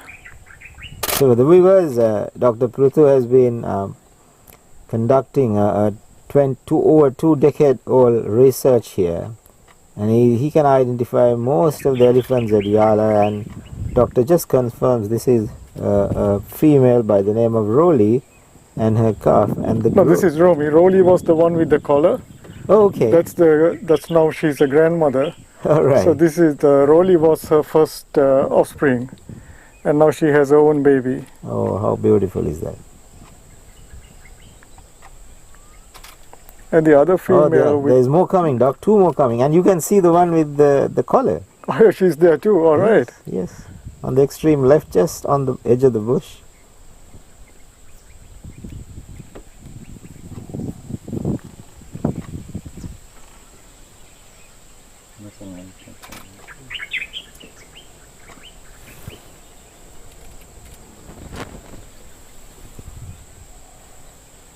They just kind of went back into the forest. Hopefully they'll come out.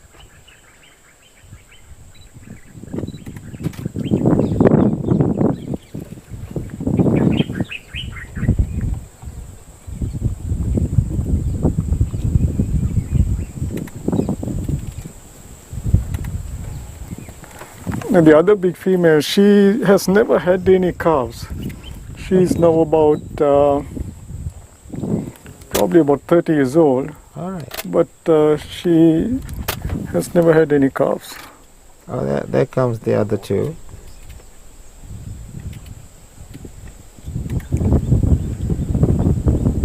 So now we have 4 big elephants and the calf.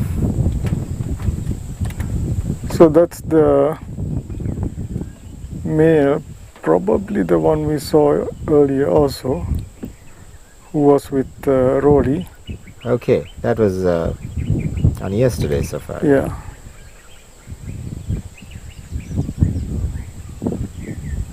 He's in must. He came into must a few days ago. Yeah. So you can see that his cheeks are wet, but it's still not in full must. You get a much more copious discharge in full must. Okay. But you can also see that his back legs are wet from the urine dribbling. Yes. Which is also very characteristic of must. Although the temporal gland discharge on the head is not very heavy yet, you can clearly see the wet mark. Yes, you can. Through the camera, I'm seeing it very clearly. Yes. And also the size difference, isn't it? It's very distinct.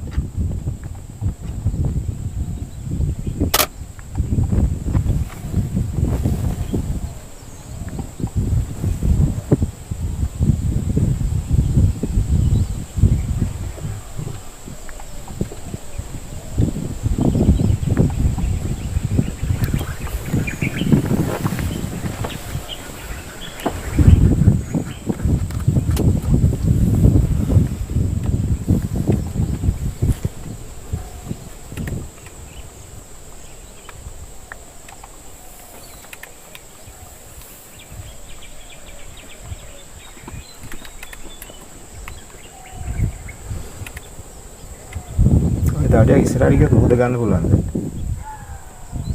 මුහුද පුළුවන් නේ. පොඩ්ඩක් බලමුද ඒ angle එක? That will be stunning, no? Seems to be barren. That is Rukmani.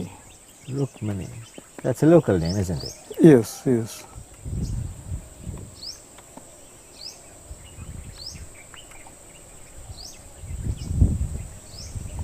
She was a juvenile when I started work Okay. more than 25 years ago.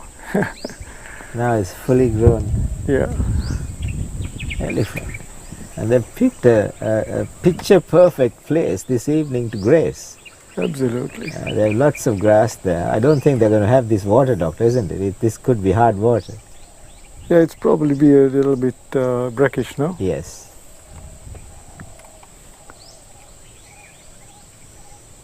But the dunes are right ahead of them. Yes. In fact, when the tsunami struck, Okay. one of our collared elephants was somewhere where they are now, Okay. just on this side of the dune, and the tsunami wave entered through the outlet of the lagoon, Uh-huh. so it didn't harm them. Oh, wow.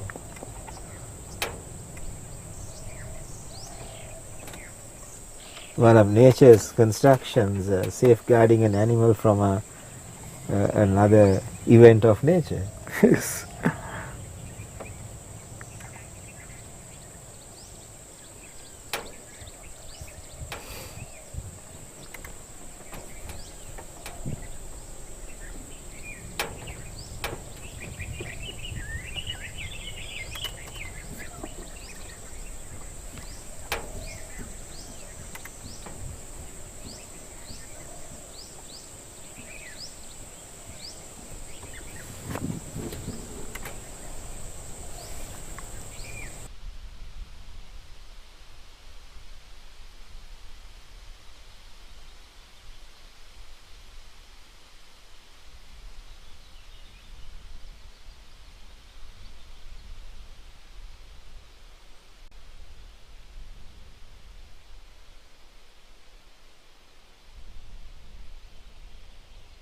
Small, yes.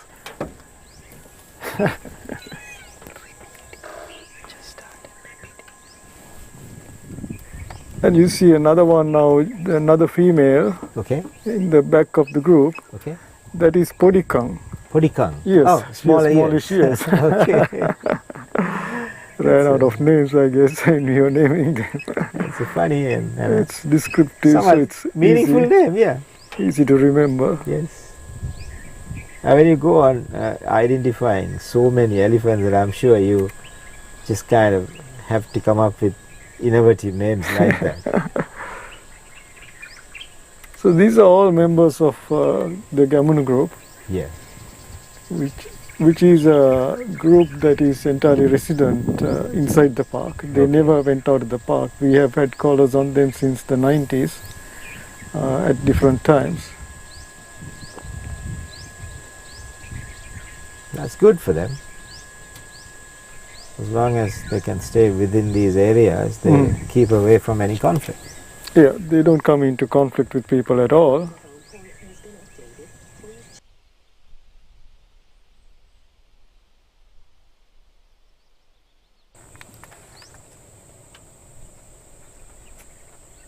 The male is moving more towards our right, and that's possibly a dream location if they do keep walking, but let's see, there's quite a distance to cover. Sometimes in Yala you do get the elephants coming right onto the show. Not commonly, but sometimes they do. Any mammal, if you can catch them with the ocean as the background, I think it's just very special.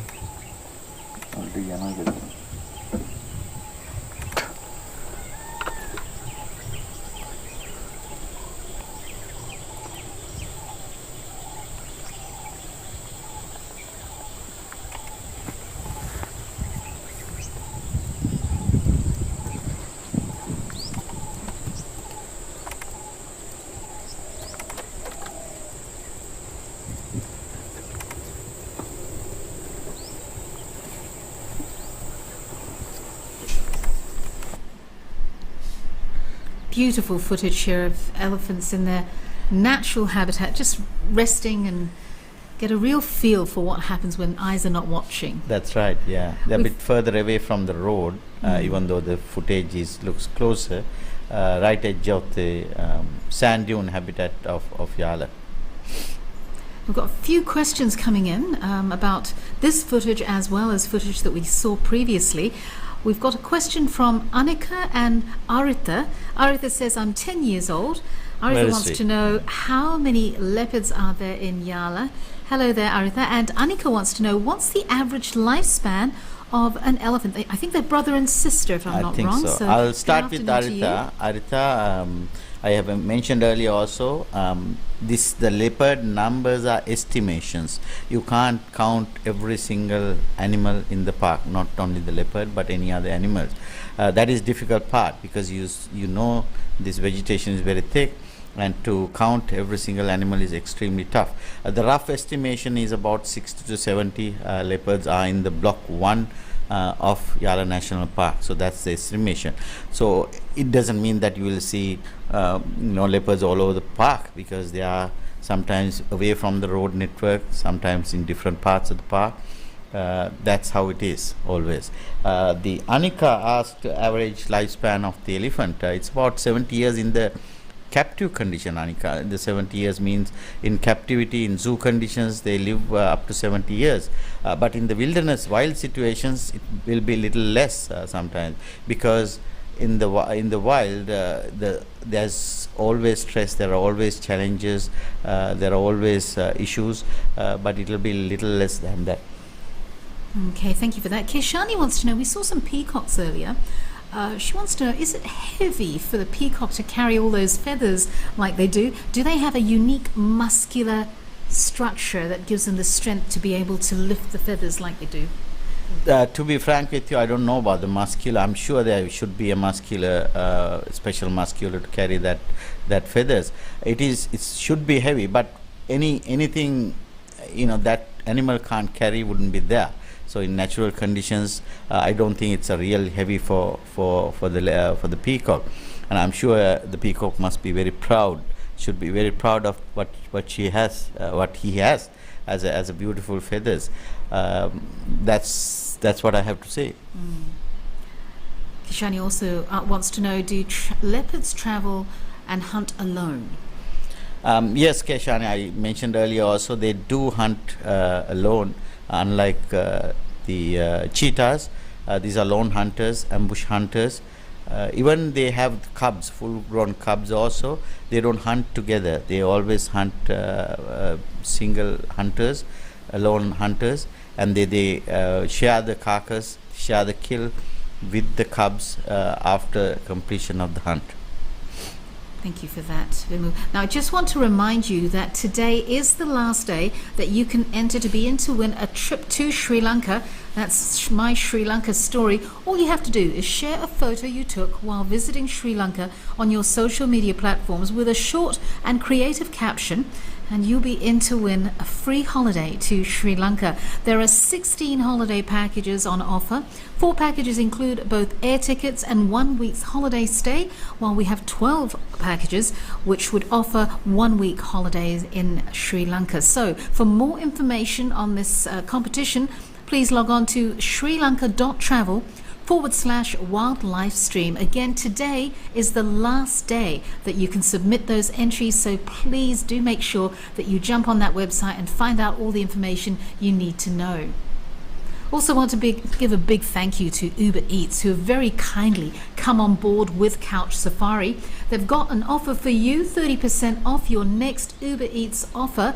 They want you to eat and explore. Use the promo code YALA30EATS, that's EATS, to get 30% off on your next Uber Eats order before 6 p.m. today, mind you. Simply enter the code in the Uber Eats app before placing your order to receive your discount. The code is valid on only one order above 800 rupees placed before 6 p.m. again, with a maximum discount of 300 rupees per order. Thank you so much to Uber Eats for being a part of Couch Safari. So we're still taking a look at what the elephants are doing, just Yeah, this is a special moment because you wouldn't see most of the visitors to Yala National Park wouldn't see how these elephants climb to the sand dunes in one sort of one edge of the national park. So this footage is coming from the Urania, not the Urania. Yeah, so Urania Plains, and from other side of the Urania Plains, you will see the sand dune habitats. Even though elephants are not visible, you can see their heads and part of their backs because the vegetation is somewhat steep there, and hopefully they might go into that open area so that the viewers can have a clean look at of the elephants, how they climb to the sand dune to enjoy the Indian Ocean, a view of the Indian Ocean, I guess.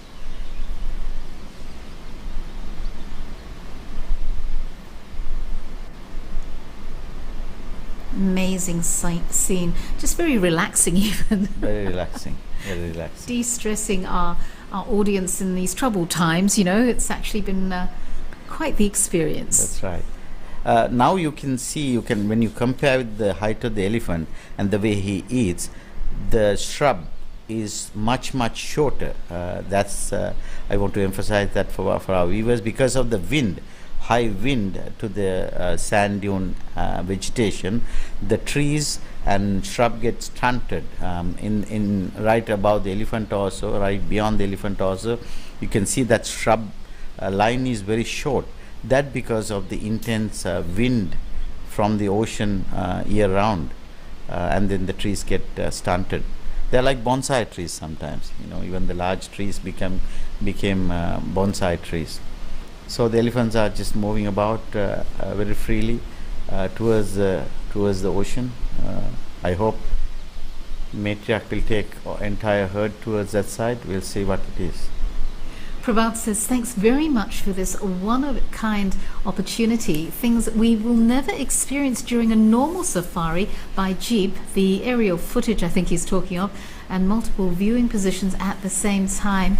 The best part of the commentary by the experts, which was very informative. So this is a unique experience. Thanks, Prabhat, for that. And yes, it is indeed a unique experience.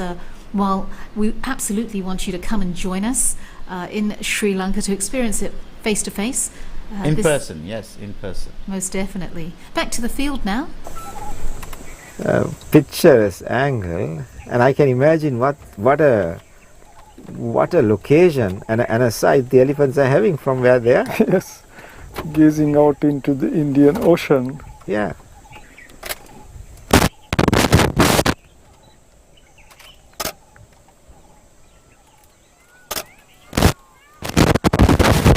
More to the right. Yeah, that would be awesome. Lovely gap there. That would be beautiful. Now most of them are seen.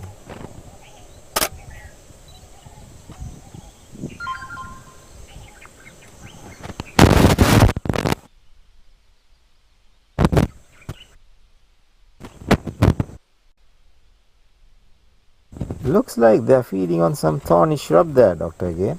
Right, you have most of the vegetation that you find on the dunes is similar, but it's extremely stunted because of the very harsh conditions and the constant blowing of the wind. And you get like palu trees which are, like 30-40 feet. Normally there you get on the dunes sometimes palu trees which are only about 4-5 feet tall. Oh, almost like bonsai. Right, just like bonsai. That's amazing. There you go, they're moving. They're moving.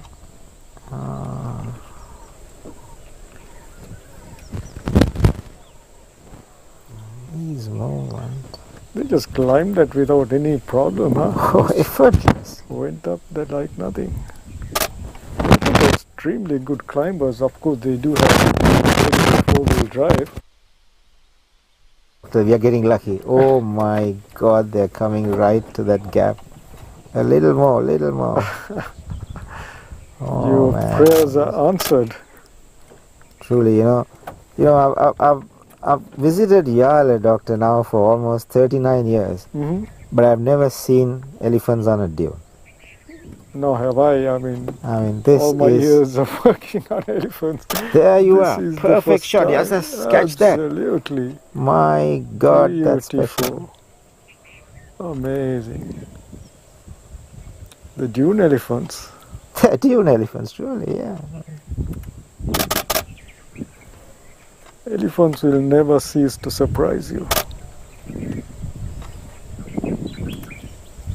And here comes the male, right to the there's your gap. Oh, this is picture. Rukmani, right? Oh, she's obliging us. Absolutely. Oh, this is a shot. This is the shot.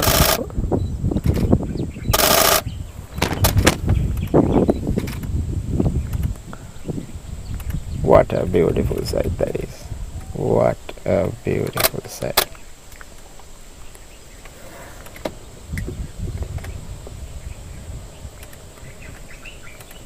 Well, I'm not going to ask for more, but what if the rest of the herd follows Rukmani? Oh, wow. There you go, another There one you is are, coming. there you are.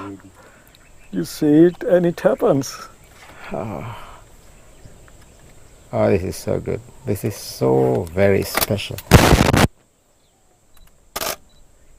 Oh, everybody is coming, Doc. That's Oh, beautiful. man. Yala is about leopards, but this is special.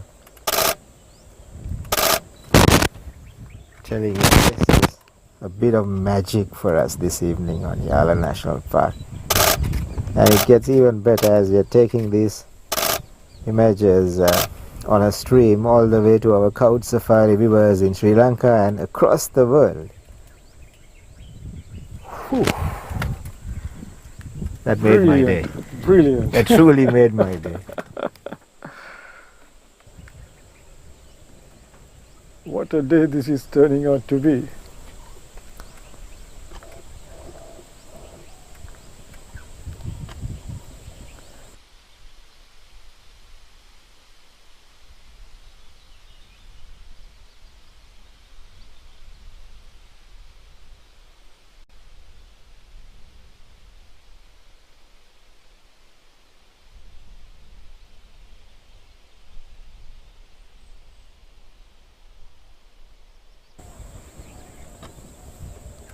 So now they are actually going down to the Almost to the ocean. yeah. Unfortunately, we cannot see that side.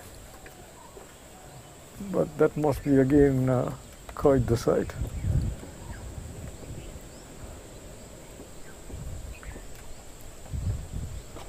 I think they've gone down the dune now. Yes, yes. Gone to the beach. Beach elephants. The dune elephants became beach elephants.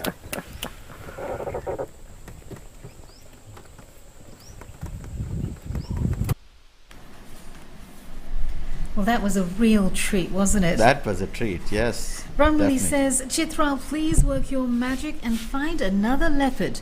Okay, well, we'll definitely let him know that we need to try They're and working find, hard, don't yeah, worry. I'm sure Yeah. they will come across If our another viewers one. are really lucky, we might be able to get some. I think so. It is, of more course, the leopards. land of the leopards, so That's right. our chances are pretty good.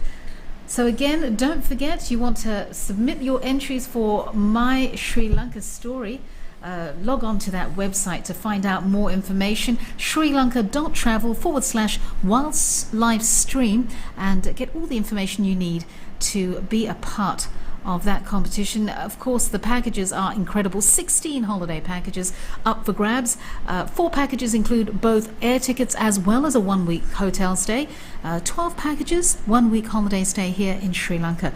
So you will get to experience all of this and so much more. Sri Lanka is so much more than the wildlife, but No question about it, firsthand, and it is definitely a once-in-a-lifetime experience. So we will be back in just a little while, going into a very quick commercial break. But stay with us. You're watching Couch Safari.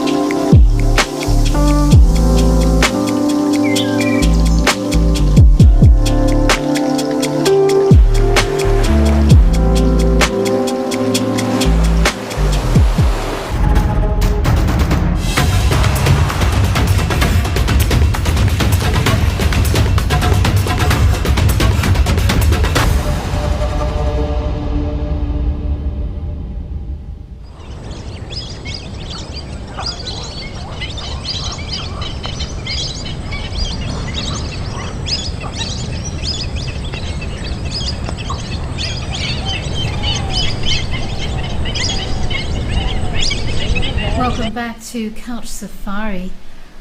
Now, looking at a scene, we haven't actually seen many of these today. Yes, these are pelicans, spot-billed pelicans. They're resting and side by side with painted storks. Look at the breeding plumage of painted storks. Beautiful. That is why it just got its name, and it's painted feathers on its back. They're lazily walking to the shore just to rest, I guess. And so does the pelicans. And there are a lot of bird species in this small waterhole, and we'll see what else we can see. They're perfectly relaxed now. They're completely relaxed. You can see the evening light is falling on them, and they are ready to call it a day, I guess. I guess so. That is why they're just relaxing now. Tell us a little bit about the breeding activity. That you mentioned the pink breeding plumage. So, how does it work for these particular? Yeah, the species? painted storks are colony breeders. They breed in large colonies, and a lot of birds come together and pick different places of trees, and they build their nest, and it's very noisy. The painted stork colonies are very noisy, and they sort of those are open nests. Because of the protection, large number of birds come together and select one particular sort of breeding colony, so that everybody will be protected. And these are all whistling teals that we have showed earlier, and the painted stork again. Let's see whether there's any other species of birds that we will see, because we didn't bring bird footages today. We have so many other activities of the large animals, as you enjoyed earlier. How many species do we have in Sri Lanka in this? In birds? So the total about 500 plus bird species, but half of them are migratory birds. So 250 odd species are resident. That means they are living in Sri Lanka throughout the year. So that's the number. Beautiful. Oh, I think Chitral is... Light make a huge difference. You can see that now. Yeah. Evening light just falling on them. very calming. I think it's time to go back into the field. Chitral is on standby.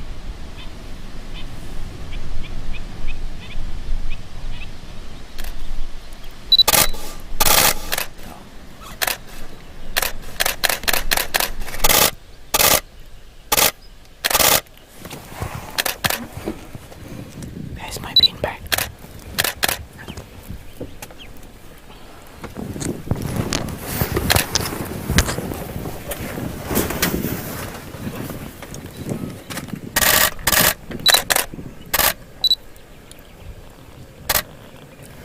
Doctor, we are seeing Julius, a young male who's pretty dominant in the first part of the park, very close to the entrance up to Mahasilava and on the Jamburagala road. Very famous to pose for pictures. Very famous. Living up to his name. One of the most photographed leopards in Yala in the recent times. And as you can see, we are easily just 40 feet from the cat. He's completely relaxed. Yeah. It's very unreal of leopard-like behavior, but that's the magic at Yala. As far as he's concerned, I guess we are part of the environment. Absolutely. I mean, he just accepts us so easily.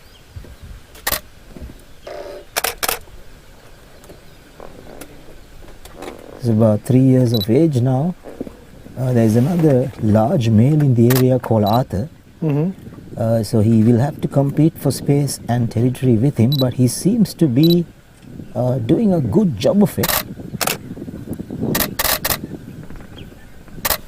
And I feel that Arthur aging, this guy might take over as the dominant male in this sector. Right. It's a beautiful animal. Absolutely pristine animal. It's in excellent condition.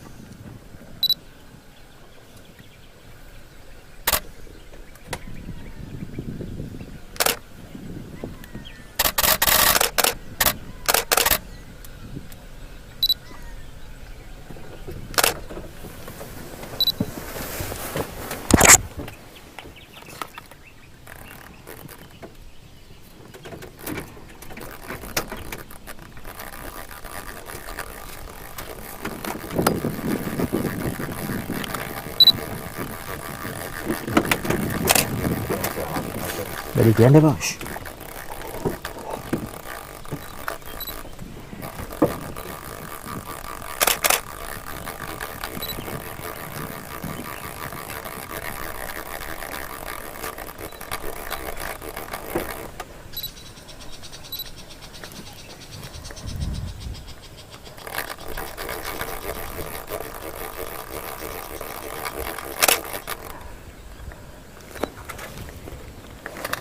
There he's moving.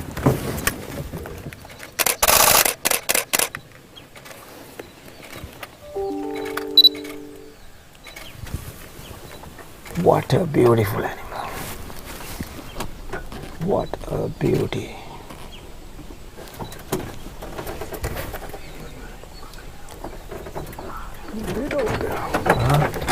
You just get back, take one more shot.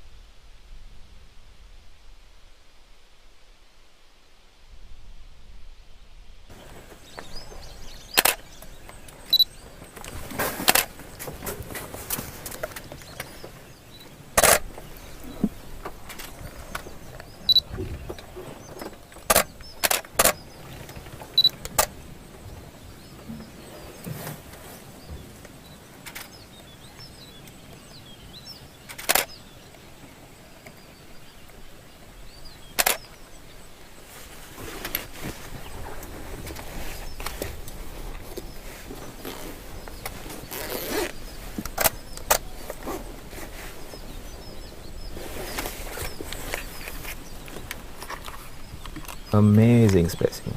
Absolutely amazing. Almost a perfect leopard. And so completely relaxed. He just tolerates vehicles at very close distance. Ignores everything and just goes about doing its thing. And what an end to the couch safari, dog. This is just unbelievable.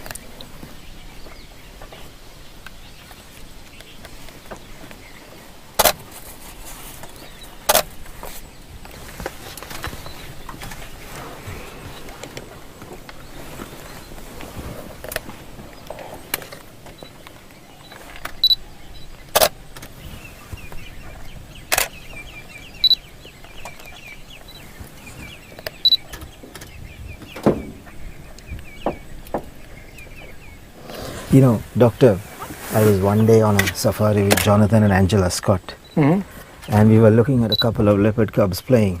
And Angie told the most beautiful thing about leopards in Sri Lanka. You know, she just off the cuff and she said, Chitral, if God ever created a patch of land for leopard, it's Yala.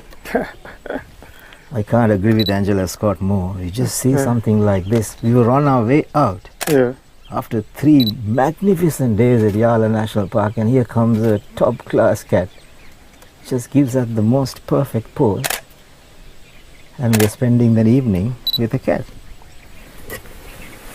Awesome.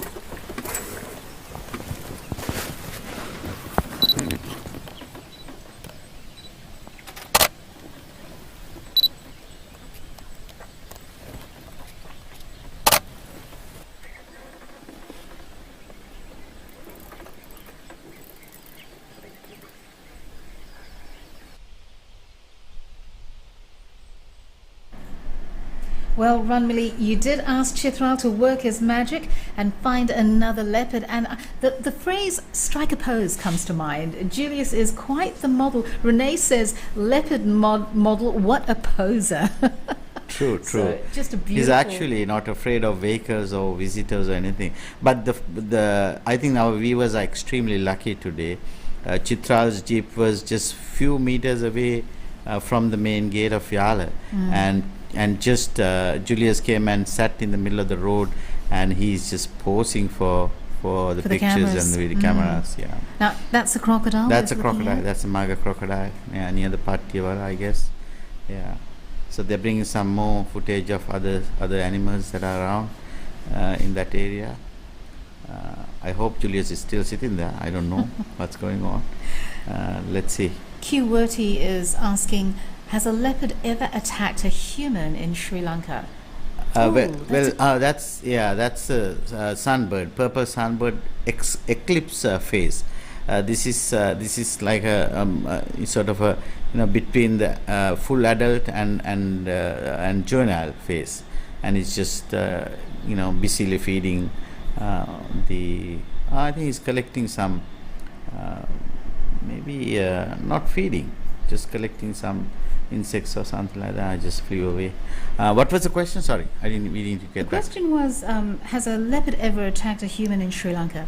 There are a few occasions, and one occasion in Kumana National Park, the Department of Wildlife Conservation worker or the road worker, I can't remember what it was attacked, but they were on the ground.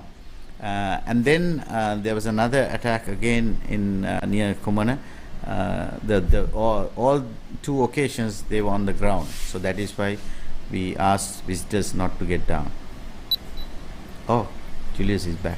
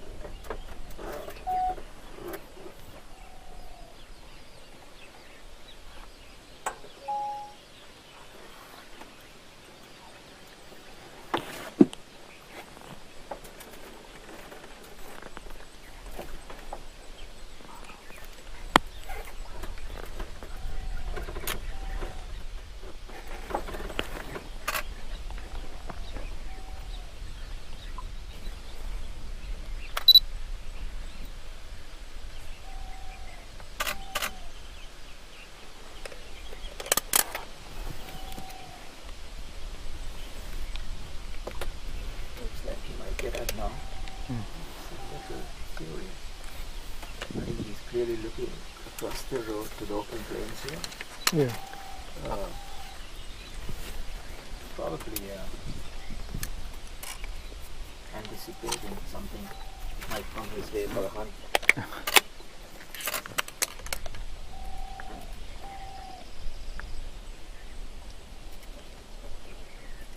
intensely focused.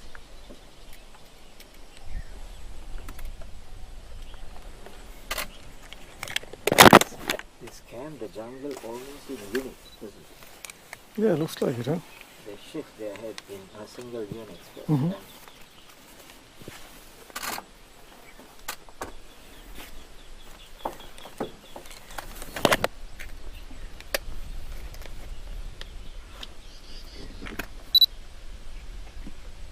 And when they scan it, I don't think anything gets missed. Intense look, almost like an X-ray through the forest.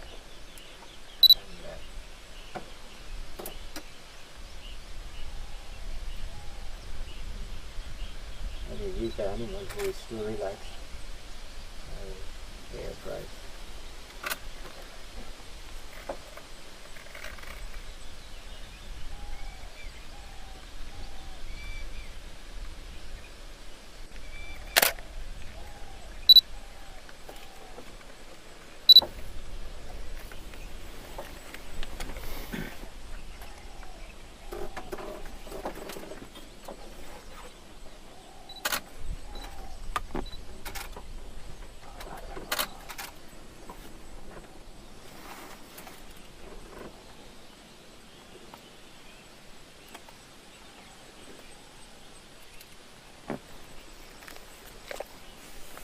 It's totally focused on the plains. There is fresh water here, and if a deer or a piglet comes up here with a fish, we do business.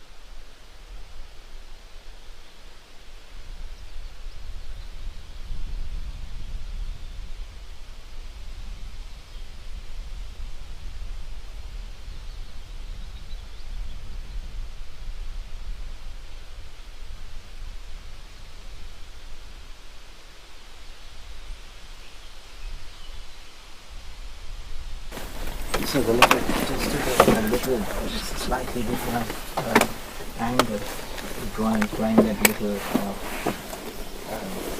mound there.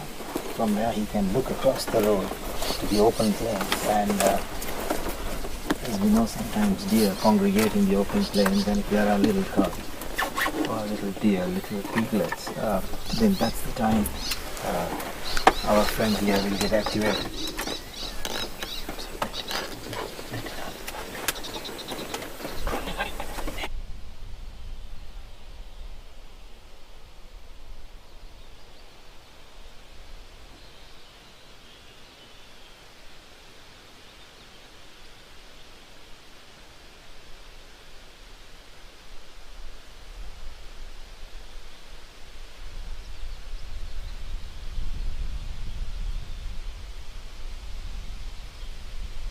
I feel that Yala and all the jungles have blessed us with many opportunities. It's almost time to head back. Yeah. We'll leave. Doc, we've Upset. so much. This Go,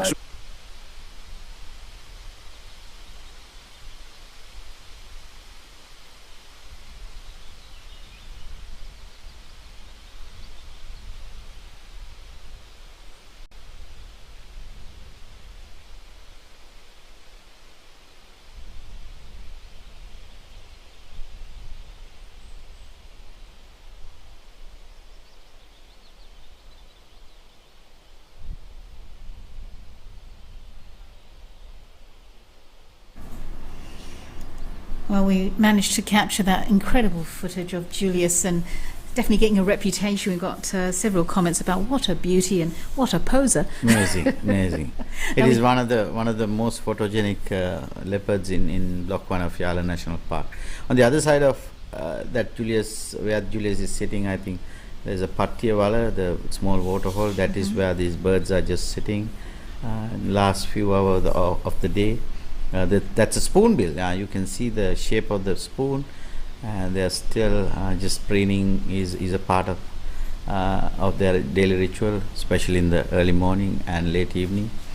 And let's see what else we have. I just wanted to go over a question from go Hugh ahead, Worthy please. again. He asked if any humans had been attacked, and you did say there were a few incidents. However, that was when rules and regulations were broken. They actually left the Jeep. There have never been any incidents for tourists who remained in the Jeep and abided by the rules and regulations. The drivers are experts. They know how to read the animals and evacuate literally should they sense something is not quite right. Is that right? Absolutely, yes. It is important for us to stick to the rules and regulations, because all the rules and regulations are put in place for both safety of the animals as well as safety of the visitors. So if you abide by the rules, and you are perfectly safe, and all the drivers, the trackers, the naturalists that are in the tourism industry, they are well aware about all these rules and regulations, and somewhat reading the animal.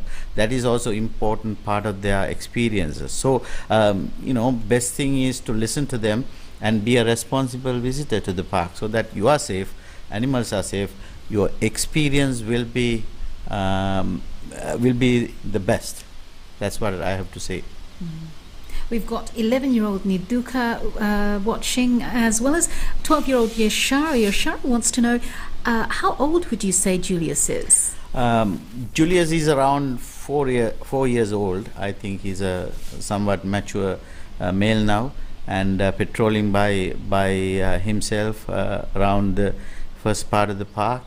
And so that's a rough estimate. We don't know the exact birthday of Julius, unfortunately. Right. That's a rough age of Julius. Now, this particular bird we're looking at here is stout in stature. What's that one called? Which one? Yeah, that's a spot-billed pelican. It is, spot-billed right. pelican.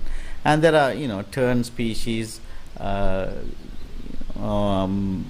spoonbills, some of the duck species. They all are resting now because it's last few minutes of the day. Oh, wait a minute. Oh my God, all the Sri Lankan bird lovers.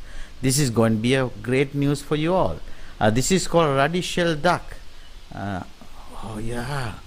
And this is extremely rare in Sri Lanka. It's called vagrant bird to Sri Lanka. It's coming from northern India. Last year, there's one pair of radicial ducks were reported from Mannar, and all our Sri Lankan birders just flocked to Mannar to see and photograph this guy. My God, this is just near the Pattiavala, I guess. He'll give you the exact location, and he's just walking around in the bank of the waterhole. Just one bird. Oh, this is going to be a good news. Incredible. Very special news for bird lovers of Sri Lanka. Yeah. Or hopefully he will stay in this waterhole for another few more days so that the bird lovers can come and have a glimpse of it. Well, it will be a bit difficult coming this way right now with the curfews COVID imposed. situation, yeah. I think people got a bit excited there. So we retract that invitation. But what a beautiful bird. Yeah, it is. It is coming from northern part of India, but it's common in Indian peninsula, Indian mainland, but it doesn't come to Sri Lanka very often. There are few records this particular duck species in Sri Lanka. Yeah, there's another crocodile, big crocodile also. Yeah, so this could be last footages of from the field, because the time is running out now, no? It is. We are coming to a close, but nonetheless, just sit back and enjoy. Now he's arching his back. Why is that? Oh, Is he's that just the behavioural- stretching his body, and look at that. Okay, exercising his jaws and things like that, getting ready for the next catch, I guess. We've got a few of our viewing audience asking about bears. Just trying to find. I remember seeing that. Do we have bears at Yala? We do. Unfortunately, we couldn't get any footage of this particular stream. Maybe in the last few minutes, however, we I might get hope lucky. we are lucky. We'll see. So but what so kind of far, bear? What this kind is of a sloth bear. Sloth Right. bear. We have only one species, and Yala is a good place for bears too, especially during the Palu season. If you come in the month of March and June, May and June. Excuse me. May and June is the Palu. It's a special berry. That season, bears are plentiful because they love to eat Palu tree. Sometimes they intoxicated by eating excessive amount of Palu fruits and then sleep on the branches also. And that was a lovely sight to see. Well, hopefully we'll see a few, in the remaining minutes that we have in this streaming. I'm also hopeful that Yeah. we might be able. That's one of the biggest mammals that we missed in this stream so far. Let's see. We've gotten lucky so far, seeing a rare bird, so you never know. Yeah, we have seen bears. I think the camera crew has seen bears, but they were not lucky enough to capture them in their cameras. Oh, I see. Well, let's be hopeful. We've got a few more minutes left. Shehela wants to know what happens when a mongoose bites you. Oh, that's a tough question. I mean, it's sharp teeth, definitely, and it's a mammal. Best is to go and get your rabies shots if you don't have rabies. You haven't got the rabies shots, because most of the wild mammals carry rabies. Other than that, depending on the type of the bite, the pull, and everything, your condition of the injury will be different. But it has a very sharp teeth, I would say. Nadia wants to know what happens if another leopard approaches when one is feeding. Well, they always have the competition between the. Okay, we're going back into the field, I think. Doctor, what an adventure it has been. Fabulous. I think this is what dreams are made out of. It is truly made out of the wildest dreams that comes through in wild Sri Lanka. Sri Lanka Tourism decides to bring a couch safari to all the viewers in Sri Lanka and beyond the seas. And the adventure began for us in Mineria, That's right. where the great elephant gathering of Asia takes place. We then went to Kaudulla and actually saw a true sample of it. Oh yeah. And 3 days after that, we drove cross country to Udavalava, almost inspired by the great Asia, the kings of Ceylon, who trapped rainwater for cultivation. Here, Udavalava is a modern irrigational miracle that also inspires a park and more elephant country. And then we come down to Yala. And what a trip that was. It's leopard country. We tell the world this is the home of the leopard in Asia. Yeah. And how many leopard sightings along with everything else that Yala offers. It's just unbelievable. It's unreal. It's truly unreal. The birds, the mammals, the leopards, the dune elephants, then the beach elephants, and at last Julius. But it worries me, Doc, with all what we have seen, all the great mammals. The science tells us that 1/3 of all mammals are us, and 60% of all mammals in the entire world is farmed animals by us. And all the elephants, the leopards, the blue whales, the bears in the entire world, including lions, tigers and cheetahs, it's just 4%. Right. A mere 4%. So literally, we have made this our planet. We haven't left much space for anything else to live along with us. Yeah, that is unfortunate, but I think we have to be thankful for little gems like this. Sri Lanka is the pearl of the Indian Ocean, and Yala is the gem of Sri Lanka. Yala is truly the gem of wild Sri Lanka. It is a conservational showcase of this country, and we like to thank all our viewers. And I speak on behalf of my co-presenter, Dr. Prithviraj, Srilal, who joined us in Udavalava, and Vimukti and Lilanga, who was doing the hard work in the studio, the crew, all the departments, the Wildlife Conservation Department, Ministry of Defense, and then a special thank you for Sri Lanka Tourism for giving this amazing initiative. All the effort, Doc, in the last 9 to 10 days. If amongst the viewers, if a single child becomes a nature lover, a naturalist, a conservationist, if not a scientist or a biologist, we would have reaped much benefit for all the trouble. Absolutely. I think this has been an amazing adventure, a wild adventure, and I think we are so lucky to have been able to share it with the world through the good offices of the Sri Lanka Tourism Promotion Bureau. Truly. Thank you, viewers, for being with us. The greatest naturalist in the world, Sir David Attenborough, says, nature will endure. It is for us to ensure that we become a part of it. And the great man says, for that we might need more than intelligence. We will need wisdom, he says. So until we meet again, remember that nature is our greatest ally and the greatest inspiration for mankind. We will catch you soon sometime, somewhere in wild Sri Lanka. Till then, stay safe and take care.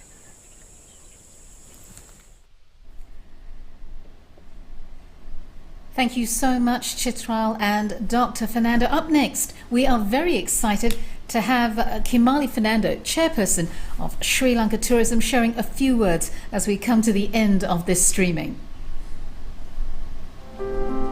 Ayubowan everybody. I hope you enjoyed our couch safari.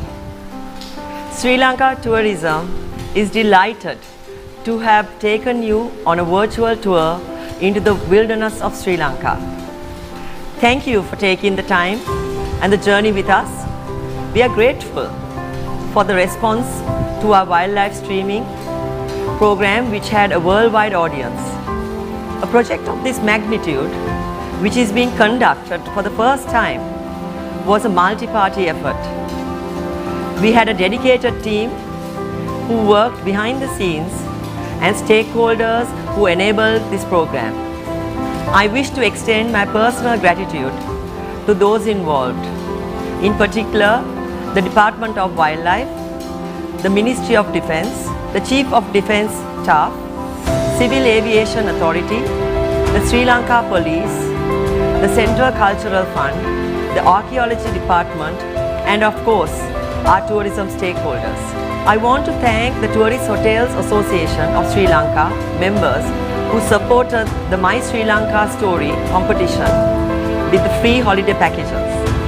In particular, I want to thank every tourist stakeholder who shared information about the initiative with their members and their social media feeds. The Couch Safari camera crew and production team, Sarigama, our expert wildlife team, Dr. Prithviraj Fernando, Chitral Jayatilaka, Srilal Mitrapala, Vimukti Veeratunga, and a thank you to the design, marketing and promotion team who took our message to millions of people. My team at Sri Lanka Tourism Promotion Bureau who worked day and night to make this happen. And finally, every Sri Lankan and friends of Sri Lanka who took this message to the world and went on a couch safari with us. Sri Lanka Tourism took a bold initiative to take Sri Lanka to the world, and I'm truly proud of this success. Thank you. Thank you for being with us. We will soon meet again on another couch safari as we explore the wonder that is Sri Lanka. Ayubowan. Thanks so much. And as we come to the end of this streaming, want to remind you, please do submit your entries to be in to win My Sri Lanka Story. All you have to do is share a photo you took while visiting Sri Lanka on your social media platforms with a short and creative caption and stand a chance to be in to win a free trip to Sri Lanka. 16 holiday packages up for offer. 4 of those packages include air tickets as well as a 1 week's holiday stay. 12 packages include 1 week's holiday stay here in Sri Lanka. Well, Vimu, it's been an absolute adventure. We learnt so much from you.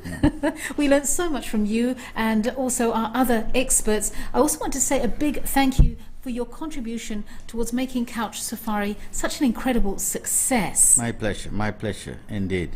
And yeah, so I'm very happy that I'm very pleased that I was able to share my knowledge with the rest of the team and also our viewers around the world, so that these things can be conserved. And to remind you all too that Sri Lanka is an incredible destination, not just the wildlife but also archaeological significance, the history of Sri Lanka. It truly is just spectacular. So we look forward to our worldwide audience. Thank you for being a part of Couch Safari. We hope that you've had you've enticed your travel taste buds, as Vimu put it one day.